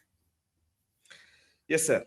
ఇక ఫ్రాన్స్ అధినేత ఇమాన్యుయల్ మ్యాక్రాన్ భారత పర్యటనలోకి రావడము, ఫ్రాన్స్ తో మనం కొంత అద్భుతమైనటువంటి ఒప్పందాలు చేసుకుంటూ ఉండము, ఇవన్నీ మనకు తెలుసు. దీంట్లో ఫ్రాన్స్ నుంచే మనం కొన్ని రఫేల్ కొనుగోలు చేస్తున్నాము అండ్ అనేక వాళ్ళకి సంబంధించినటువంటి ఎక్విప్మెంట్ మనం తీసుకుంటున్నాము అనే ఒక చర్చ నడుస్తున్న టైంలో రెసిప్రొకల్ డిఫెన్స్ పర్చేజెస్ విషయంలో ఫ్రాన్స్ దృష్టి పెట్టినట్టుగా తెలుస్తోంది. అందులో మన భారత్ కి సంబంధించి పినాకా సిస్టమ్స్ ని కొనుక్కునే విషయంలో వాళ్ళు యోచిస్తున్నట్టుగా సమాచారం వస్తుంది. ఒకసారి దానికి సంబంధించిన డీటెయిల్స్ చెప్తారా? రెసిప్రొకల్ డిఫెన్స్ పర్చేజెస్ అంటే ఏంటి, ఏమేమి ఉండవచ్చు, మనం ఏం తీసుకుంటాం, వాళ్ళు ఏం తీసుకుంటున్నారు? అంటే ఇందాక యూకే గురించి మనం ఏం చర్చించామో అది ఫ్రాన్స్ కూడా వర్తిస్తుంది. ఫ్రాన్స్ కూడా అమెరికా కబంధ హస్తాల నుంచి బయటికి రావాలని ప్రయత్నం చేస్తుంది. ఫ్రాన్స్ చాలా పెద్ద డిఫెన్స్ ప్రొడక్షన్ ఉన్నటువంటి కెపాసిటీ ఉన్నటువంటి దేశం. మనం వాళ్ళ దగ్గర చాలా కొంటున్నాం. ఈరోజు వాళ్ళ దగ్గర జగువార్స్ కొంటున్నాము, తర్వాత మనకు రఫైల్స్ కొంటున్నాము, హ్యామర్ మిసైల్స్ కొంటున్నాము, చాలా కొంటున్నాం వాళ్ళ దగ్గర. ఎన్నో అంశాల్లో ఇద్దరు కోఆపరేట్ చేస్తున్నాం. ఇన్ఫాక్ట్ ఈ రోజు మనకు రష్యా, గతంలో సోవియట్ యూనియన్ మనకు యునైటెడ్ నేషన్స్ సెక్యూరిటీ కౌన్సిల్ లో భారత వ్యతిరేకంగా ఏ రెజల్యూషన్ వచ్చినా వీటో చేసేది సోవియట్ యూనియన్ చేసేది. ఇప్పుడు రష్యా చేస్తోంది. కానీ రష్యా చేస్తుందో లేదో అనే అనుమానాలు ఉన్నటువంటి రెజల్యూషన్స్ లో కూడా ఫ్రాన్స్ మనల్ని సమర్థిస్తూ మనకు వ్యతిరేకంగా వచ్చిన రెజల్యూషన్ వీటో చేస్తోంది ఫ్రాన్స్. యూకే చేస్తుందో తెలియదు, రష్యా చేస్తుందో తెలియదు, అమెరికా చేస్తుందో తెలియదు, కానీ ఫ్రాన్స్ తప్పకుండా చేస్తుంది. ఈరోజు ఫ్రాన్స్ భారతదేశం మధ్యలో ఉన్నటువంటి ఈ డిఫెన్స్ కోఆపరేషన్ చాలా అద్భుతంగా నడుస్తుంది. అందుకని ఫ్రాన్స్కి ఏంటంటే ఈరోజు అమెరికా టెక్నాలజీ, వాళ్ళకున్న టెక్నాలజీ కాకుండా ప్రత్యామ్నాయాలు చూసుకోవాల్సిన ఆవశ్యకత వాళ్ళకి కనిపిస్తుంది. అందుకనే రెసిప్రోకల్ అంటే మేము మీకు రఫాయల్స్ అమ్ముతున్నాము, మీకు చాలా టెక్నాలజీ ఇస్తున్నాము, మీ దగ్గర ఉన్నటువంటి శక్తిని మేము కొనుక్కునేటువంటి ప్రయత్నం చేస్తాము. ఇది రెసిప్రోకల్, రెండు దేశాలు కూడాను అలా ఆలోచన చేస్తున్నాయి. దాని భాగంగానే పినాకా మల్టీ బ్యారల్ రాకెట్స్ ఏవైతే ఉన్నాయో అవి భారతదేశం కొనుక్కోవడానికి వాళ్ళు ఎగ్జామిన్ చేస్తున్నారు. ఎందుకంటే పినాకా ఈరోజు ప్రపంచంలో one of the most lethal weapons, area destroyed, saturated area destroying capacity ఉన్నది మనకు పినాకా. ఫర్ ఇన్స్టెన్స్ మనం రహీం యార్ ఖాన్ కొట్టాలి. రహీం యార్ ఖాన్ మీద కనుక మనం అటాక్ చేసామంటే రమారమి ఒక 2 చదరపు కిలోమీటర్ల దూరంలో ఇంకేమీ ఉండవు, అన్ని నాశనం అయిపోతాయి. అంటే రన్వే పోయింది, బంకర్స్ పోయాయి, వాళ్ళ కంట్రోల్ టవర్ పోయింది, రెడార్స్ పోయాయి, వాళ్ళ అమ్యూనిషన్ డంప్స్ పోతాయి, హ్యాంగర్స్ పోతాయి, ఏమీ బతకవు. ఒక 2-3 బ్యాటరీస్ మనం ఫైర్ చేసామంటే కనుక మొత్తం ఆ ఏరియా మొత్తం కూడా కంప్లీట్ గా నాశనం అయిపోతుంది. ఆ కెపాసిటీ ఉన్నటువంటి పినాకా. ప్లస్ మనం క్షాత్రంలో కూడా చర్చించాం, పినాకా నెక్స్ట్ లెవెల్ దాన్ని తీసుకెళ్ళాం మనం. దానికి అడిషనల్ ఫీచర్స్ పెట్టాము, స్పీడ్ లిథాలిటీ పెట్టాము, దాని నావిగేషన్ పెట్టాము మనం. తర్వాత దాని యొక్క ఏమంటారంటే థ్రస్ట్ ఇంక్రీజ్ చేయగలిగాము, డిస్టెన్స్ ఇంక్రీజ్ చేయగలిగాము. కాబట్టి ఈరోజు పినాకా అనేది ప్రపంచంలో ఒక వెరీ పవర్ఫుల్ ఎక్విప్మెంట్ గా ఉంది. రష్యా, ఫ్రాన్స్ దాన్ని ఈరోజు ఎవాల్యుయేట్ చేస్తుంది.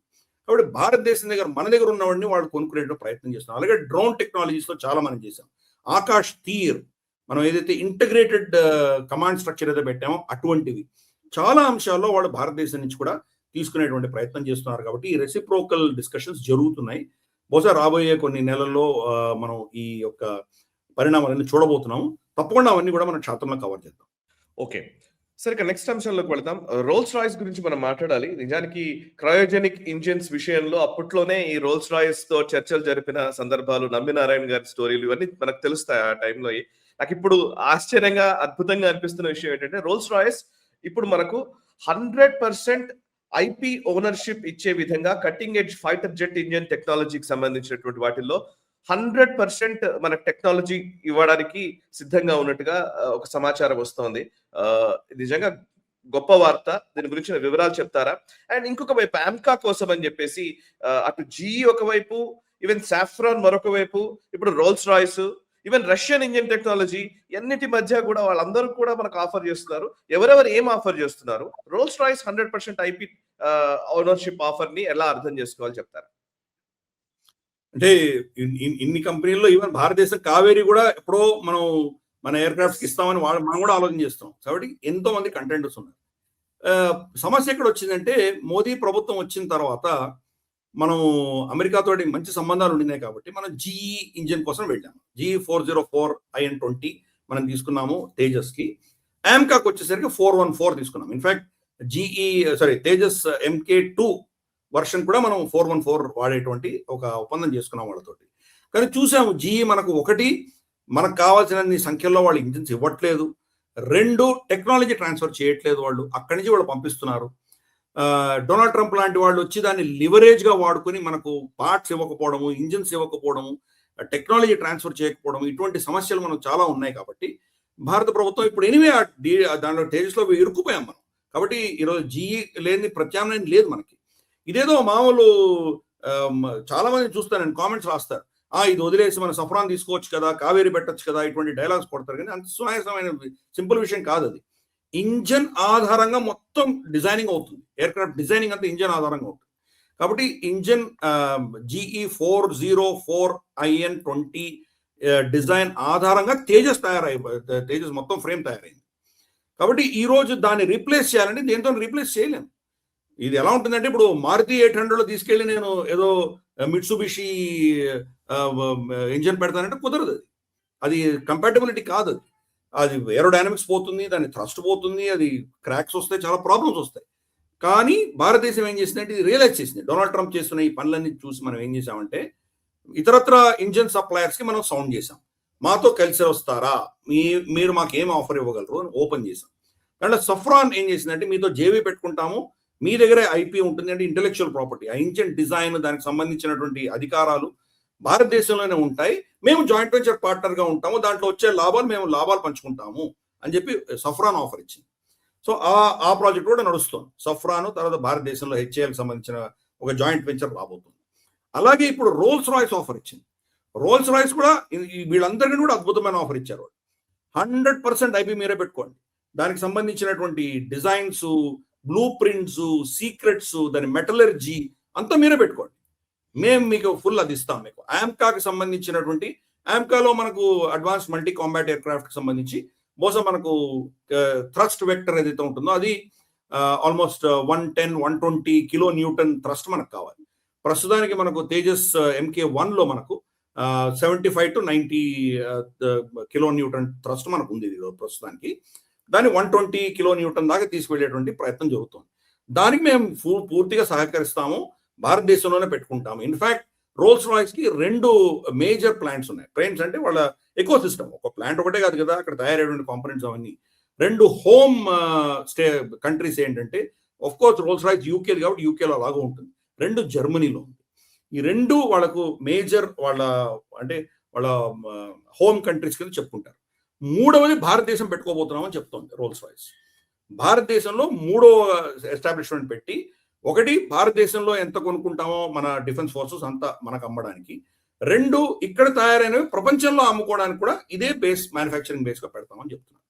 So highest offer of transfer of technology ఈరోజు రోల్స్ రాయ్స్ ఇస్తుంది మనకి. అందుకని భారత ప్రభుత్వానికి ముందర ఇప్పుడు 2-3 చాయిసెస్ ఉన్నాయి. అలాగే రష్యా కూడా ఆఫర్ ఇస్తుంది. Su-57E సంబంధించిన టెక్నాలజీ మీకు ఇస్తామని, వాళ్ళకు ఉన్నటువంటి కొన్ని ఇంజన్స్ ఇస్తామని. సివిలియన్ ఏరియాలో మనం already mid size, medium size civilian aircrafts రష్యాతో కొలాబరేట్ అయ్యి మన దేశంలో తయారు చేసేటువంటిది ఆల్రెడీ ఒప్పందం ఉన్నది. డిఫెన్స్ ఎయిర్ ఫోర్స్ కి సంబంధించినటువంటివి వాళ్ళ ఆఫర్ ని చూస్తున్నాం, అది కూడా ఎగ్జామిన్ చేస్తున్నాం.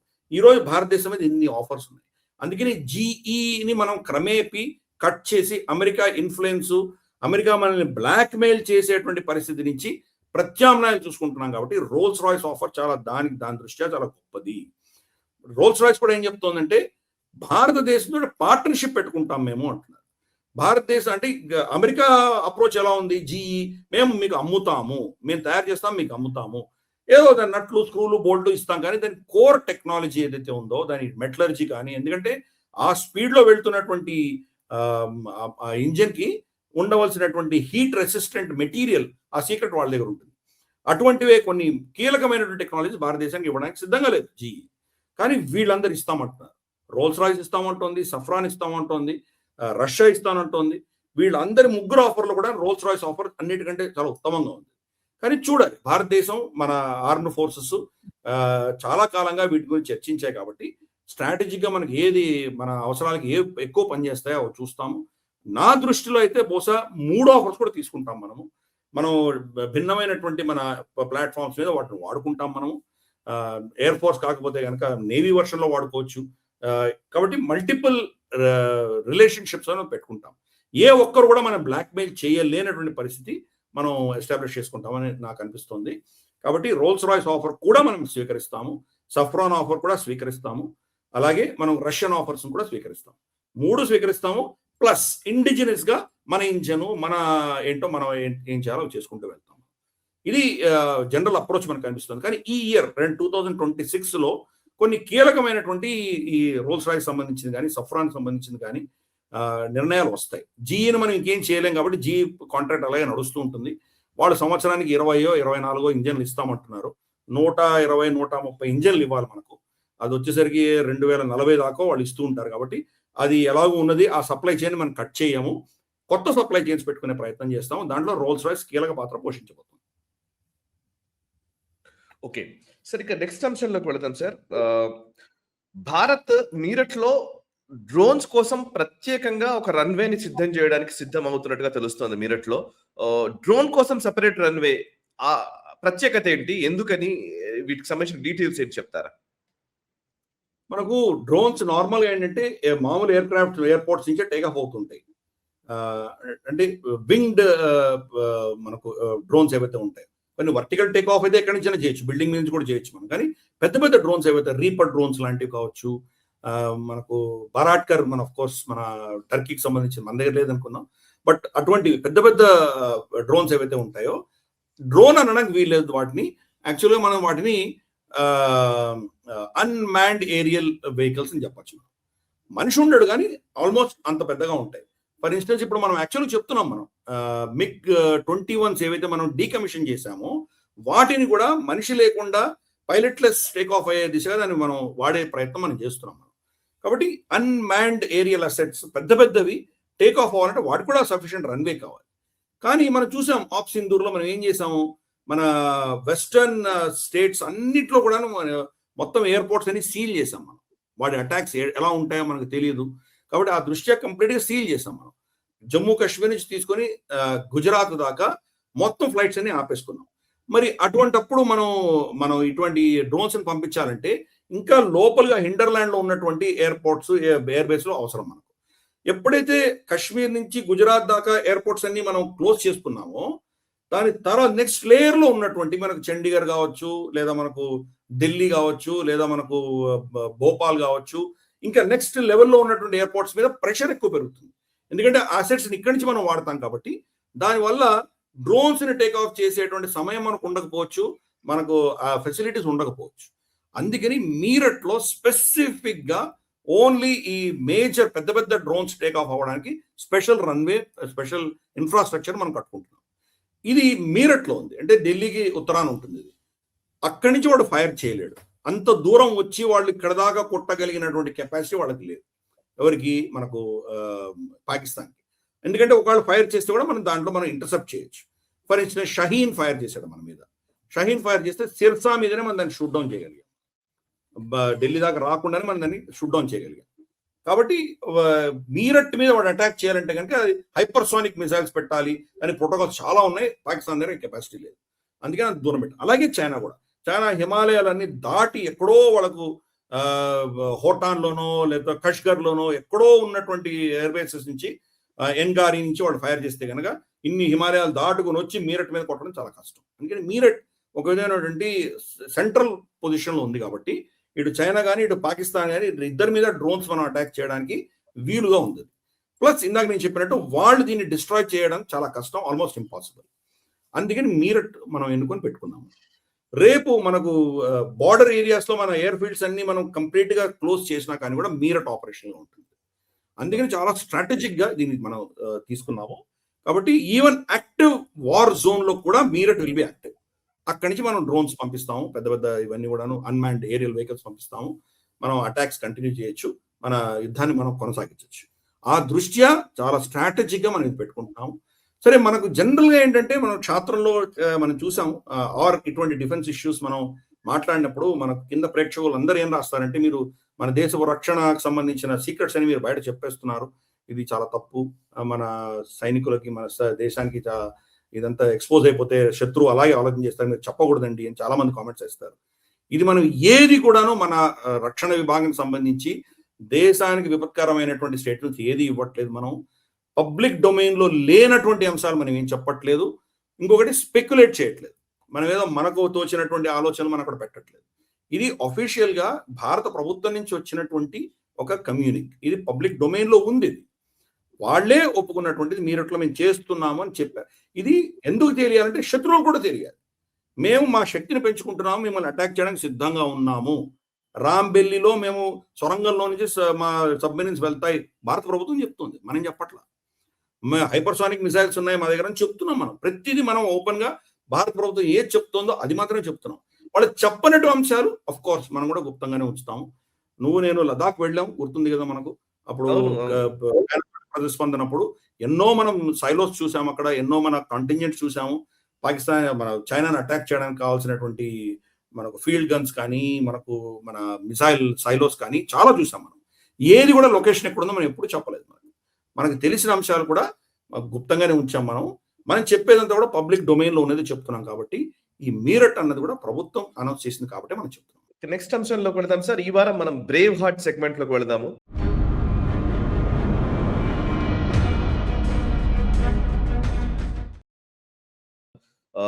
నీరా ఆర్య గారు ఇండియన్ నేషనల్ ఆర్మీలో స్పైగా పనిచేసినటువంటి మహిళ. ఒక రకంగా చెప్పాలంటే ఈమె కథ ఆమె గాథ మీరు చెప్తున్నప్పుడు విన్నాను. అండ్ దాని గురించి వారి గురించి చదువుతూ ఉంటే కూడా ఒక రకంగా చెప్పాలంటే ఈ దేశం నిజంగా మన దేశంలో ఉన్నటువంటి ప్రతి ఒక్కళ్ళు, ముఖ్యంగా ఎస్టాబ్లిష్మెంట్ నడిపిన వాళ్ళు, పవర్ సెంటర్స్ లో ఉన్న వాళ్ళందరూ కూడా సిగ్గుతో తలదించుకోవాలి ఈ అంశానికి సంబంధించి.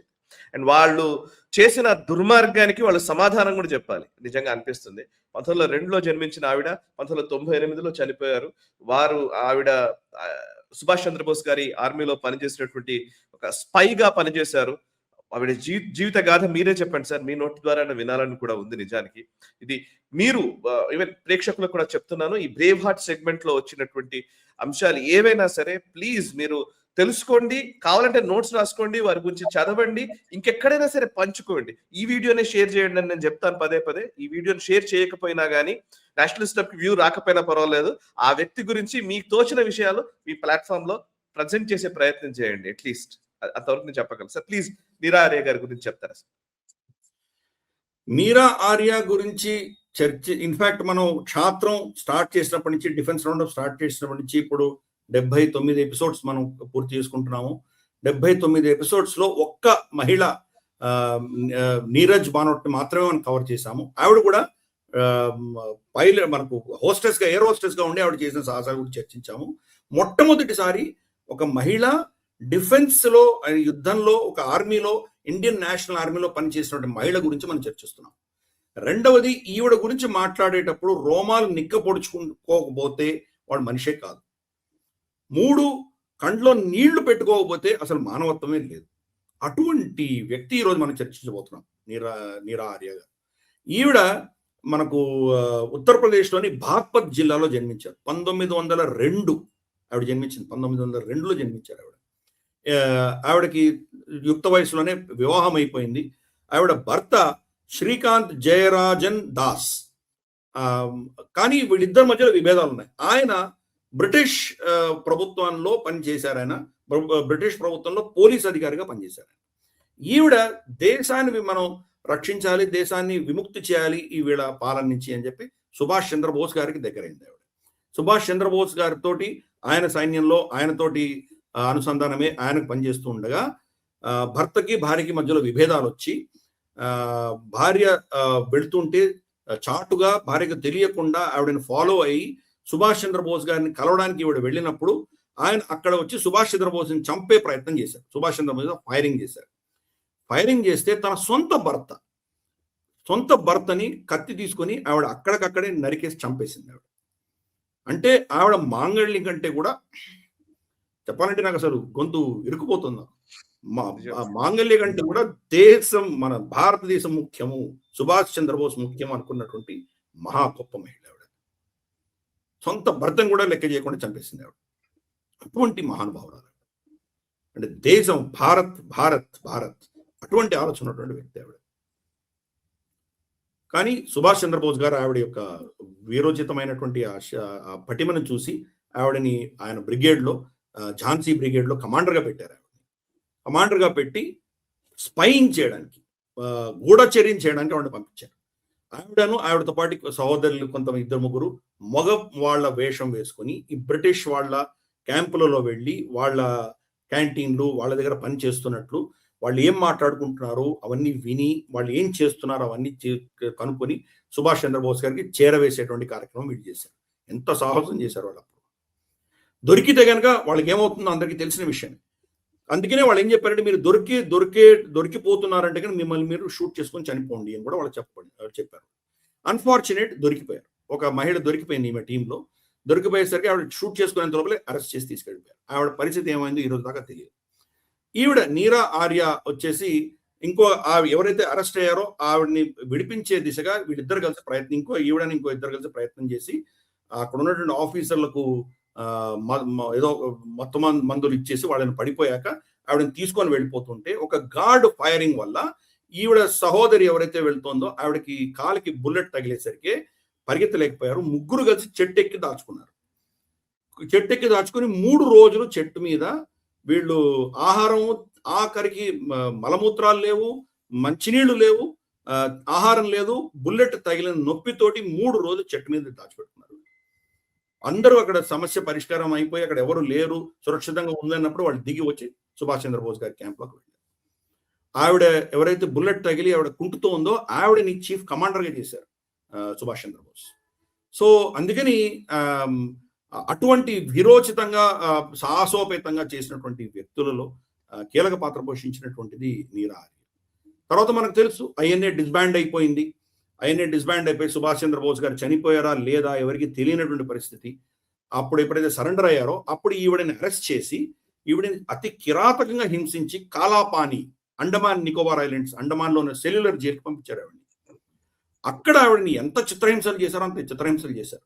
ఆవిడని కాళ్లకు చైన్స్ అవి కట్టేసి చిత్రహింసలు చేస్తుంటే ఫైనల్ గా ఆవిడని సంఖ్యలు తీయడానికి వచ్చినటువంటి బ్లాక్ స్మిత్, మన ఎవరైతే ఇతను ఉంటాడో మనకు ఇనుముని వాడేటువంటి వ్యక్తి, అతను వచ్చి దాన్ని కొట్టడం మొదలు పెట్టేటప్పుడు ఆవిడ ఎముక మీద కొట్టడం మొదలు పెట్టాడు. ఎందుకు నా ఎముక మీద కొడుతున్నావు అంటే నీకు ఎంత శక్తి ఉందో చెక్ చేస్తున్నాను, తలుచుకుంటే నీ గుండెలు కూడా నేను ఏమైనా చేయొచ్చు అని చెప్పి బెదిరించాడు. బెదిరిస్తే ఆ సెంట్రీ మీద ఆవిడ ఉమ్మేసి మహిళను ఎలా గౌరవించాలో నేర్చుకో నువ్వు అని చెప్పింది. అంత బానిసత్వంలో ఉన్నా కానీ కూడా ఆవిడ అంత ధైర్యంగా ప్రవర్తించింది. అక్కడే ఉన్నటువంటి ఆ సెల్యులర్ జైల్ అధికారి, బ్రిటిష్ అధికారి, ఈ రోజు మా బ్రిటిష్ రాణి విక్టోరియా ఉంది కాబట్టి ఆమె చలువ వల్ల మీరు ఇంకా నువ్వు బతుకున్నావు, లేకపోతే ఎప్పుడో చంపేసి ఉన్నవాడిని, సుభాష్ చంద్రబోస్ ఎక్కడున్నాడో చెప్పు, చెప్తే నిన్ను వదిలిపెడతాను అని అన్నాడు. సుభాష్ చంద్రబోస్ చనిపోయాడు, మీకు అందరు తెలుసు కదా, ఆయన ఫర్మోసాలో ప్లేన్ యాక్సిడెంట్లో చనిపోయారు కదా, నన్ను ఎందుకు అడుగుతున్నావు అంటే నీకు తెలుసు బతికే ఉన్నాడని, నీకు తెలిసి నువ్వు చెప్పట్లేదు అని అంటే అప్పుడు ఆమె అనింది అనమాట, అవును సుభాష్ చంద్రబోస్ బతికే ఉన్నారు అని. అంటే ఆమె ధైర్యం ఎక్కడ, ఎటువంటి పరిస్థితుల్లో ఆవిడ ధైర్యం చూపించిందో, ఎక్కడున్నాడు చెప్పంటే నా హృదయంలో ఉన్నాడు అంటే అప్పుడు అందుకని చాలా ఎమోషనల్ ఆస్పెక్ట్స్ ఆవిడ అనుభవించినటువంటి వేదన ఇంత అంతా కాదు. ఒక స్పెషల్ ఇన్స్ట్రుమెంట్ తీసుకొచ్చి ఆవిడ స్థనాలను కట్ చేసేటువంటి ప్రయత్నం చేశారు. విపరీతంగా ఆ స్థనాలను ప్రెస్ చేసి దాన్ని కట్ చేసేటువంటి ప్రయత్నం చేసి ఆల్మోస్ట్ రక్తం వచ్చి ఆవిడ తెగిపోయేటువంటి పరిస్థితి ఆవిడని అంత హింసించారు. సో ఈ రోజు అది వేడిగా ఉంటే కనుక నువ్వు కాలిపోయి ఉండేవాడివి అని చెప్పి వాడు బ్రిటిష్ ఆఫీసర్ బెదిరించాడు. అటువంటి చిత్రహింసలు అనుభవించినటువంటి వ్యక్తి, మన దేశం ఎంత దౌర్భాగ్యం, మనకు ఎంత కృతజ్ఞత లేని దేశం మనం అర్థం చేసుకోవాలంటే ఆవిడ జీవితం అంతా కూడాను మన భాగ్యనగరం, మనకి ఎంత భాగ్యం ఉందో అర్థమవుతోంది. హైదరాబాద్ లో ఫలక్నామా దగ్గర పూలు అమ్ముకొని బతికింది ఆవిడ. పూలు అమ్ముకొని బతికింది, 96 ఏళ్ల వరకు బతికింది.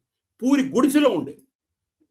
ఆవిడ గుడిసెలో ఉంటే ఆవిడ గుడిసె ప్రభుత్వ భూమిలో ఉందని చెప్పి అప్పటి ఉమ్మడి ఆంధ్రప్రదేశ్ రాష్ట్ర గవర్నమెంట్ ఆ గుడిసెలన్నీ డిమాలిష్ చేశారు. వీధుల్లో ఉంది ఆవిడ. ఇంత దేశాని కోసం త్యాగం చేసినటువంటి వ్యక్తి వీధుల్లో పడేసినటువంటి ఘనత మన ఆంధ్రప్రదేశ్, ఉమ్మడి రాష్ట్ర ఆంధ్రప్రదేశ్ ప్రభుత్వానికి దక్కుతుంది. అప్పుడు చీఫ్ మినిస్టర్ ఎవరో నాకు అనవసరం, కానీ మనం అర్థం చేసుకోవచ్చు ఎలా ఆవిడని ట్రీట్ చేశాము. అట్టి పేదరికంలో, కష్టాలలో, ఎవరు చూసుకోలేనటువంటి పరిస్థితుల్లో, ఎవరు పట్టించుకోనటువంటి పరిస్థితుల్లో, చాలా దీనాతి దీనమైన పరిస్థితి ఉస్మానియా హాస్పిటల్ చనిపోయింది. సో ఇటువంటి వీరనారికి మనం ఎప్పుడో భారతరత్న ఇవ్వాల్సినటువంటి వ్యక్తిని ఇలా మనం ట్రీట్ చేశాము. సో అందుకని ఈ దేశానికి నిష్కృతి ఉంటుందా?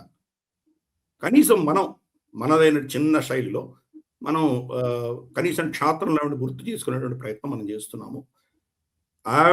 ఆవిడ చేసిన బలిదానాల ముందర ఈ దేశంలో ఎంతమంది విగ్రహాలు మన రాష్ట్రం నిండా, మన సిటీ నిండా ఎన్ని పెట్టుకున్నామో ఒక్కరు కూడా ఆవిడ ఒక వెంట్రుకకు సరిపోదు. అటువంటి వ్యక్తిని మనం గౌరవించుకోవాలి. కాబట్టి ఆవిడ ఆత్మ, ఆవిడ స్థైర్యాన్ని గుర్తు తెచ్చుకుంటూ ఆవిడకు ఉత్తమగతులు భగవంతుడు ప్రసాదిస్తాడు ఎలాగూ. కాబట్టి ఆవిడ మనల్ని అందరినీ కూడా ఆశీర్వదించాలని మనం అంటే ఇంకా అట్లాంటి వ్యక్తుల గురించి మాట్లాడుకుంటున్నాం అంతే. అట్లీస్ట్ మాట్లాడుతున్నాం సార్. ఇంకా అంతకుమించి మనం కూడా ఏం చేయలేని పరిస్థితిలో ఉన్నాము. ఈ దేశంలో ఇంతమంది ఎంత గొప్ప గొప్ప వాళ్ళు వాళ్ళ జీవితాల్ని త్యాగం చేసి పణంగా పెట్టి, వాళ్ళేం కోరుకోలేదు. వాళ్ళేదో నాకేదో కీర్తి ప్రతిష్టలు కావాలని వాళ్ళు కోరుకోలేదు. కానీ సమాజం పరంగా, దేశ పరంగా అది మన బాధ్యత, కనీస బాధ్యత. అది వాళ్ళని గుర్తించడం, వాళ్ళ గురించి మాట్లాడడం, వాళ్ళ గురించి చేయడం. అది ప్రభుత్వాలు ఇంకా ఎందుకు ఎన్నుకుంటున్నామో, ఆ ప్రభుత్వాలు ఎందుకున్నాయో ఏమీ అక్కర్లేదు. ఇప్పుడు ఇన్ని విగ్రహాలు పెట్టుకొని ఎందుకు ఊరేగుతున్నాము అనేది కూడా అర్థం కాని పరిస్థితి. రైట్ సార్, ఇంకా నెక్స్ట్ అంశంలోకి వెళదాము ప్లీజ్. ప్రేక్షకులారా, ఇవన్నీ మేము చెప్తున్నాము అనంటే ఇదేదో ఊరికే చేస్తున్నటువంటి పని అయితే కాదు. ప్లీజ్ అర్థం చేసుకోండి. నేను ఎక్కువ మందికి మనం ఈ ఏదో మాధ్యమాన్ని పాజిటివ్ కోణంలో, ఈ మాధ్యమాన్ని 10 మందికి చెప్పే ప్రయత్నం మేము చేస్తున్నాము అనంటే ఈ ప్రయత్నం సఫలీకృతం కావాలనంటే అట్లీస్ట్ దేశభక్తులు లేదా జాతీయవాదులు వీటిని 10 మందికి చెప్పే ప్రయత్నం అన్నా చేయండి. ఇది నేషనలిస్ట్ వ్యూవర్షిప్ కోసం నేను అసలు అడగట్లేదు. ఇది మన బాధ్యత. సో దీన్ని 10 మందికి చెప్పే బాధ్యత మనది. సో నెక్స్ట్ అంశంలోకి వెళదాం సార్. ఈ వారం మనం వెపన్ సెగ్మెంట్ లోకి వెళదాం.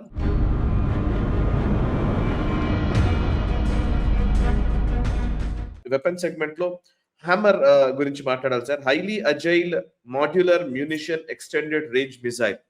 ఈ హ్యామర్ ప్రత్యేకతలు ఏంటి చెప్తారా? హ్యామర్ అన్నది ఫ్రాన్స్ లో ఉన్నటువంటి సఫ్రాన్ తయారు చేసినటువంటి వెపన్. ఇది చాలా పవర్ఫుల్ వెపన్. ఇది దాని పేరే హ్యామర్. ఆఫ్ కోర్స్ దానికి ఫుల్ ఫామ్ నాకు చెప్పావు, highly agile modular munition extended range అని దాని పేరు. అది కానీ దాని పేరు హ్యామర్ అంటే మనకు తెలుసు, ఒక సుత్తి లాంటిది. అది కొడితే కనుక సుత్తి లాంటి దెబ్బ తగులుతుంది అని, భయంకరమైన దెబ్బ తగులుతుంది అని. ఇది ఎయిర్ టు ల్యాండ్ మిసైల్. ఇది 60 నుంచి 80 కిలోమీటర్ల దూరంలో కొట్టగలిగిన క్షమత ఉన్నటువంటి మిసైల్. ఈ హ్యామర్ మిసైల్ మన రఫైల్స్ అన్నిట్లో కూడా ఉంటుంది. అలాగే మనకు దాన్ని సుకోయ్లో అనుసంధానం చేసుకున్నాము, అలాగే మన తేజస్లో అనుసంధానం చేసుకున్నాము. చాలా మన భారతీయ వీటిల్లో చాలా వాటిల్లో మనం దీన్ని అనుసంధానం చేసుకోగలిగాం. అలాగే చాలా దేశాలు, ఫ్రాన్సే కాదు ప్రపంచంలో చాలా దేశాలకి ఇది అమ్మారు. యుక్రెయిన్ సైన్యానికి ఇచ్చారు రష్యాకి వ్యతిరేకంగా యుద్ధం చేయడానికి.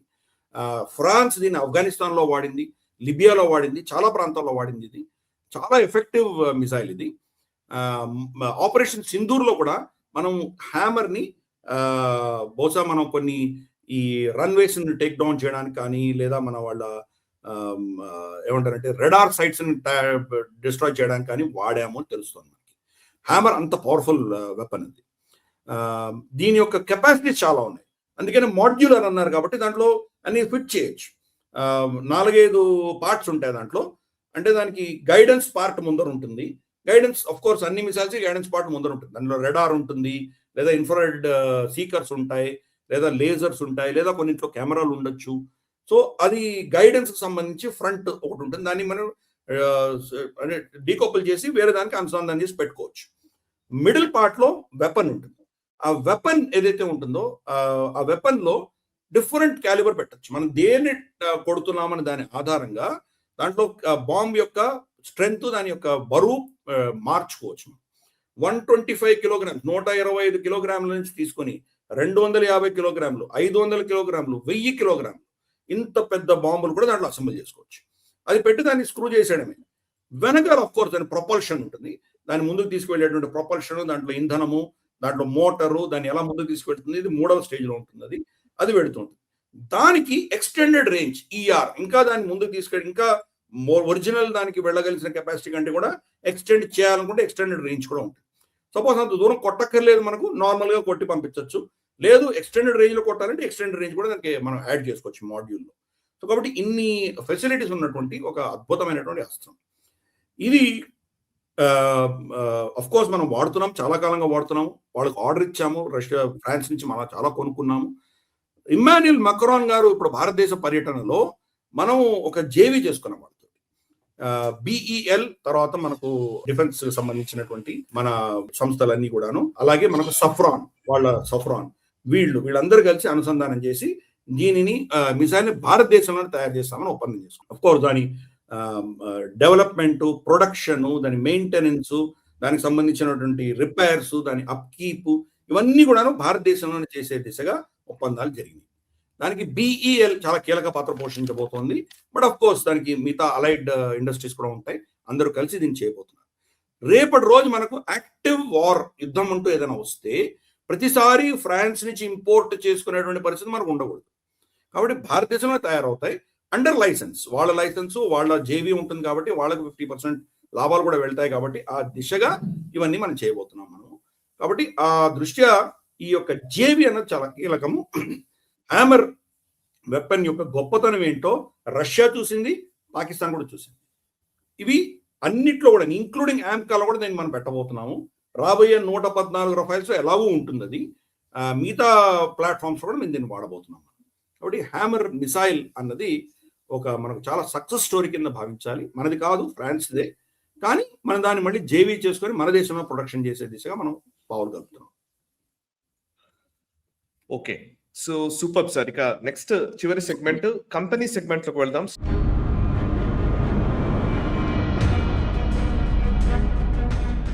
స్టెర్లైట్ కామెటాక్ అనే కంపెనీ, ఇది హర్యానా బేస్డ్ కంపెనీ. వీళ్ళు క్యామఫ్లాజ్ పెయింట్స్ ఇవన్నీ ఇస్తున్నారని తెలుస్తోంది. సో ఈ కంపెనీ డీటెయిల్స్ ఏంటి, వీళ్ళు ఏ ఉత్పత్తుల్ని భారత త్రివిధ దళాల కోసం లేదా భారత ఆర్మ్ ఫోర్సెస్ కోసం ఇస్తున్నారు? పూనం అని చెప్పేసి ఈ యొక్క కంపెనీ అధినేత, ఆవిడ 2016లో దీన్ని స్టార్ట్ చేశారు. ఇది బల్లబ్గఢ్, హర్యానా బేస్డ్ బల్లబ్గఢ్ అన్నటువంటి ప్రాంతంలో ఈ కంపెనీ ఉన్నది. వీళ్ళు క్యామఫ్లాజ్ ఎక్విప్మెంట్స్ అని తయారు చేస్తారు. క్యామఫ్లాజ్ అంటే ఏంటి? శత్రువుకు తెలియకుండా ఒక విధమైనటువంటి మభ్యపెట్టేటువంటి వస్తువులు. ఫర్ ఇన్స్టెన్స్ నెట్లు ఉండొచ్చు, మనం ట్యాంకులు ఉంటాయి, ట్యాంక్ మీద ఒక వల లాంటిది వేస్తారు. ఆ వల ఎలా ఉంటుందంటే చుట్టుపక్కల భూమి ఏ రంగులో ఉంటుందో అలా ఉంటుంది. అడవిలో ఉందంటే కనుక గ్రీన్ గా ఉంటుంది. కాబట్టి ఆకాశాన్ని చూస్తే వాళ్ళకి అక్కడ ట్యాంక్ ఉన్నట్టు తెలియదు. అక్కడ ఏదో గ్రీన్ క్యానపీ కింద గడ్డి ఉంది అనుకుంటారు వాళ్ళు. అలాగే మట్టిలో వెళ్ళినప్పుడు బ్రౌన్ గా ఉంటుంది. బ్రౌన్ గా వేస్తే కనుక కింద మట్టికి దీనికి ఏమో తేడా తెలియదు. అలాగే నెట్ట లాంటివి. అలాగే మనం చూస్తే కనుక పెయింట్స్, కొన్ని పెయింట్స్ మన ట్యాంకుల మీద, మన ఆర్మర్డ్ పర్సనల్ క్యారియర్ మీద, ఫీల్డ్ గన్స్ మీద మనం పెయింట్ వేస్తాం. ఆకాశాన్ని చూస్తే వాడికి అక్కడ చుట్టుపక్కల ఉన్నటువంటి రంగు ఎలా ఉంటుందో వీటి పెయింట్ అలాగే ఉంటుంది. కాబట్టి దాన్ని డిటెక్ట్ చేయడం చాలా కష్టం. అటువంటి పెయింట్స్. అలాగే మనకు ఎయిర్ క్రాఫ్ట్స్ మీద కూడా పెయింట్స్, అలాగే మనకు ఇతరత్ర ప్లాట్ఫామ్స్, ఈవెన్ నేవల్ ప్లాట్ఫామ్స్ కావచ్చు, వీటన్నిటికీ కావాల్సిన paints camouflage paints.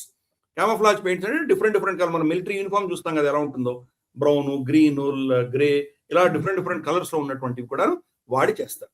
Plus the material ఎలా ఉంటుందంటే అది చిరిగిపోకుండా చాలా కాలం మన్నేటువంటిది. అది క్యామఫ్లాజ్ పెట్టినప్పుడు అది విరిగిపోయిందంటే ఏమవుతుంది? అది ట్యాంక్ ఫైరింగ్ చేస్తున్నప్పుడు అది కనుక విరిగిపోయిందంటే ఎక్స్పోజ్ అయిపోతాం. మనం ఎక్స్పోజ్ అవ్వకుండా చేయగలిగినటువంటి అవి పెట్టారు. అలాగే దాంట్లో గిలి అంటారు. గిలి అంటే మనిషి మొత్తం ఒక చెట్టులా తయారు, చెట్టులా ఆకులు అవన్నీ కూడా పెట్టేసుకొని మొత్తం క్యామఫ్లాజ్ చేసుకొని, గన్ను కూడా మొత్తం ఇటువంటి మనకు ఆకులతో ఉన్నటువంటి డిజైన్ తోటి ఆ క్యామఫ్లాజ్ యూనిఫామ్ వేసుకొని వెళ్తే కనుక శత్రువుకు తెలియదు. ఇప్పుడు టెర్రరిస్టులను అటాక్ చేయాలి, చెట్టు వెనకాల దాచుకొని ఉంటాడు. శత్రువు ఏమనుకుంటాడు? ఇదేదో అక్కడ ఉన్నటువంటి తీగలు అదేదో చెట్టు అనుకుంటాడు, అంతేగాని మనిషి అని తెలియదు. అటువంటి క్యామఫ్లాజ్ ఎక్విప్మెంట్ అంతా కూడా వీళ్ళు తయారు చేస్తున్నారు. అలాగే హీట్ రిఫ్లెక్టివ్ పెయింట్. మనం అంత ఎడారిలో, రాజస్థాన్ ఎడారిలో 50 డిగ్రీ సెల్సియస్లో మన వాళ్ళు ఉంటారు కాబట్టి అక్కడ వేడి విపరీతంగా ఉంటుంది. ఈ టెంట్లో వేస్తే లోపల కొద్దిగా ఆ హీట్ను తట్టుకోగలిగిన కెపాసిటీ ఉంటుంది కాబట్టి కొంచెం చల్లదనం పెరుగుతుంది. అటువంటి పెట్టారు. అలాగే మనిషి ఇంత క్యామఫ్లాజ్ చేసుకొని ఆ చెట్టులాగా వేసుకొని కూర్చున్నాడంటే లోపల ఉడికిపోతాడు. కాబట్టి బయట ఉన్నటువంటి పెయింట్, దానికి ఉన్నటువంటి మెటీరియల్ ఎటువంటివి అంటే కనుక లోపల ఆ వేడిని తట్టుకుని నార్మల్గా ఉండేటువంటి ఒక ప్రోటోకాల్స్ పెట్టేటువంటి కెపాసిటీ తో ఉన్నటువంటి క్యామఫ్లాజ్ వీళ్ళు తయారు చేస్తున్నారు. అలాగే టెలిస్కోపిక్ పోల్స్ తయారు చేస్తున్నారు. So anti skid paint. ఇప్పుడు కొన్ని మనకు పెయింట్ ఎలా ఉంటుందంటే, మనకు భూమి మీద మనకు రూమ్లో పెయింట్ వేసామంటే చాలాసార్లు జారి పడతారు. ఎస్పెషలీ కొంతమంది కాళ్ళతో నడిస్తేనో లేకపోతే కొన్ని షూస్, కొన్ని అంశాల్లో మనం జారేటువంటి అవకాశాలు ఉన్నాయి. కానీ వీళ్ళు చేసేటువంటి పెయింట్ యాంటీ స్కిడ్ పెయింట్ చేయగలరు. అంటే దాంట్లో కాలు పెడితే కానీ జారకుండా ఉండేటువంటి పెయింట్స్ పెట్టచ్చు. ఎస్పెషలీ మనకు మంచుతో కూడినటువంటి ప్రాంతాలు కావచ్చు, లేదా స్లోప్స్ ఎక్కువ ఉన్నటువంటి ప్రాంతాల్లో కావచ్చు, అటువంటి కన్స్ట్రక్షన్స్లో కావచ్చు, ఇవి చాలా ఉపయోగపడతాయి.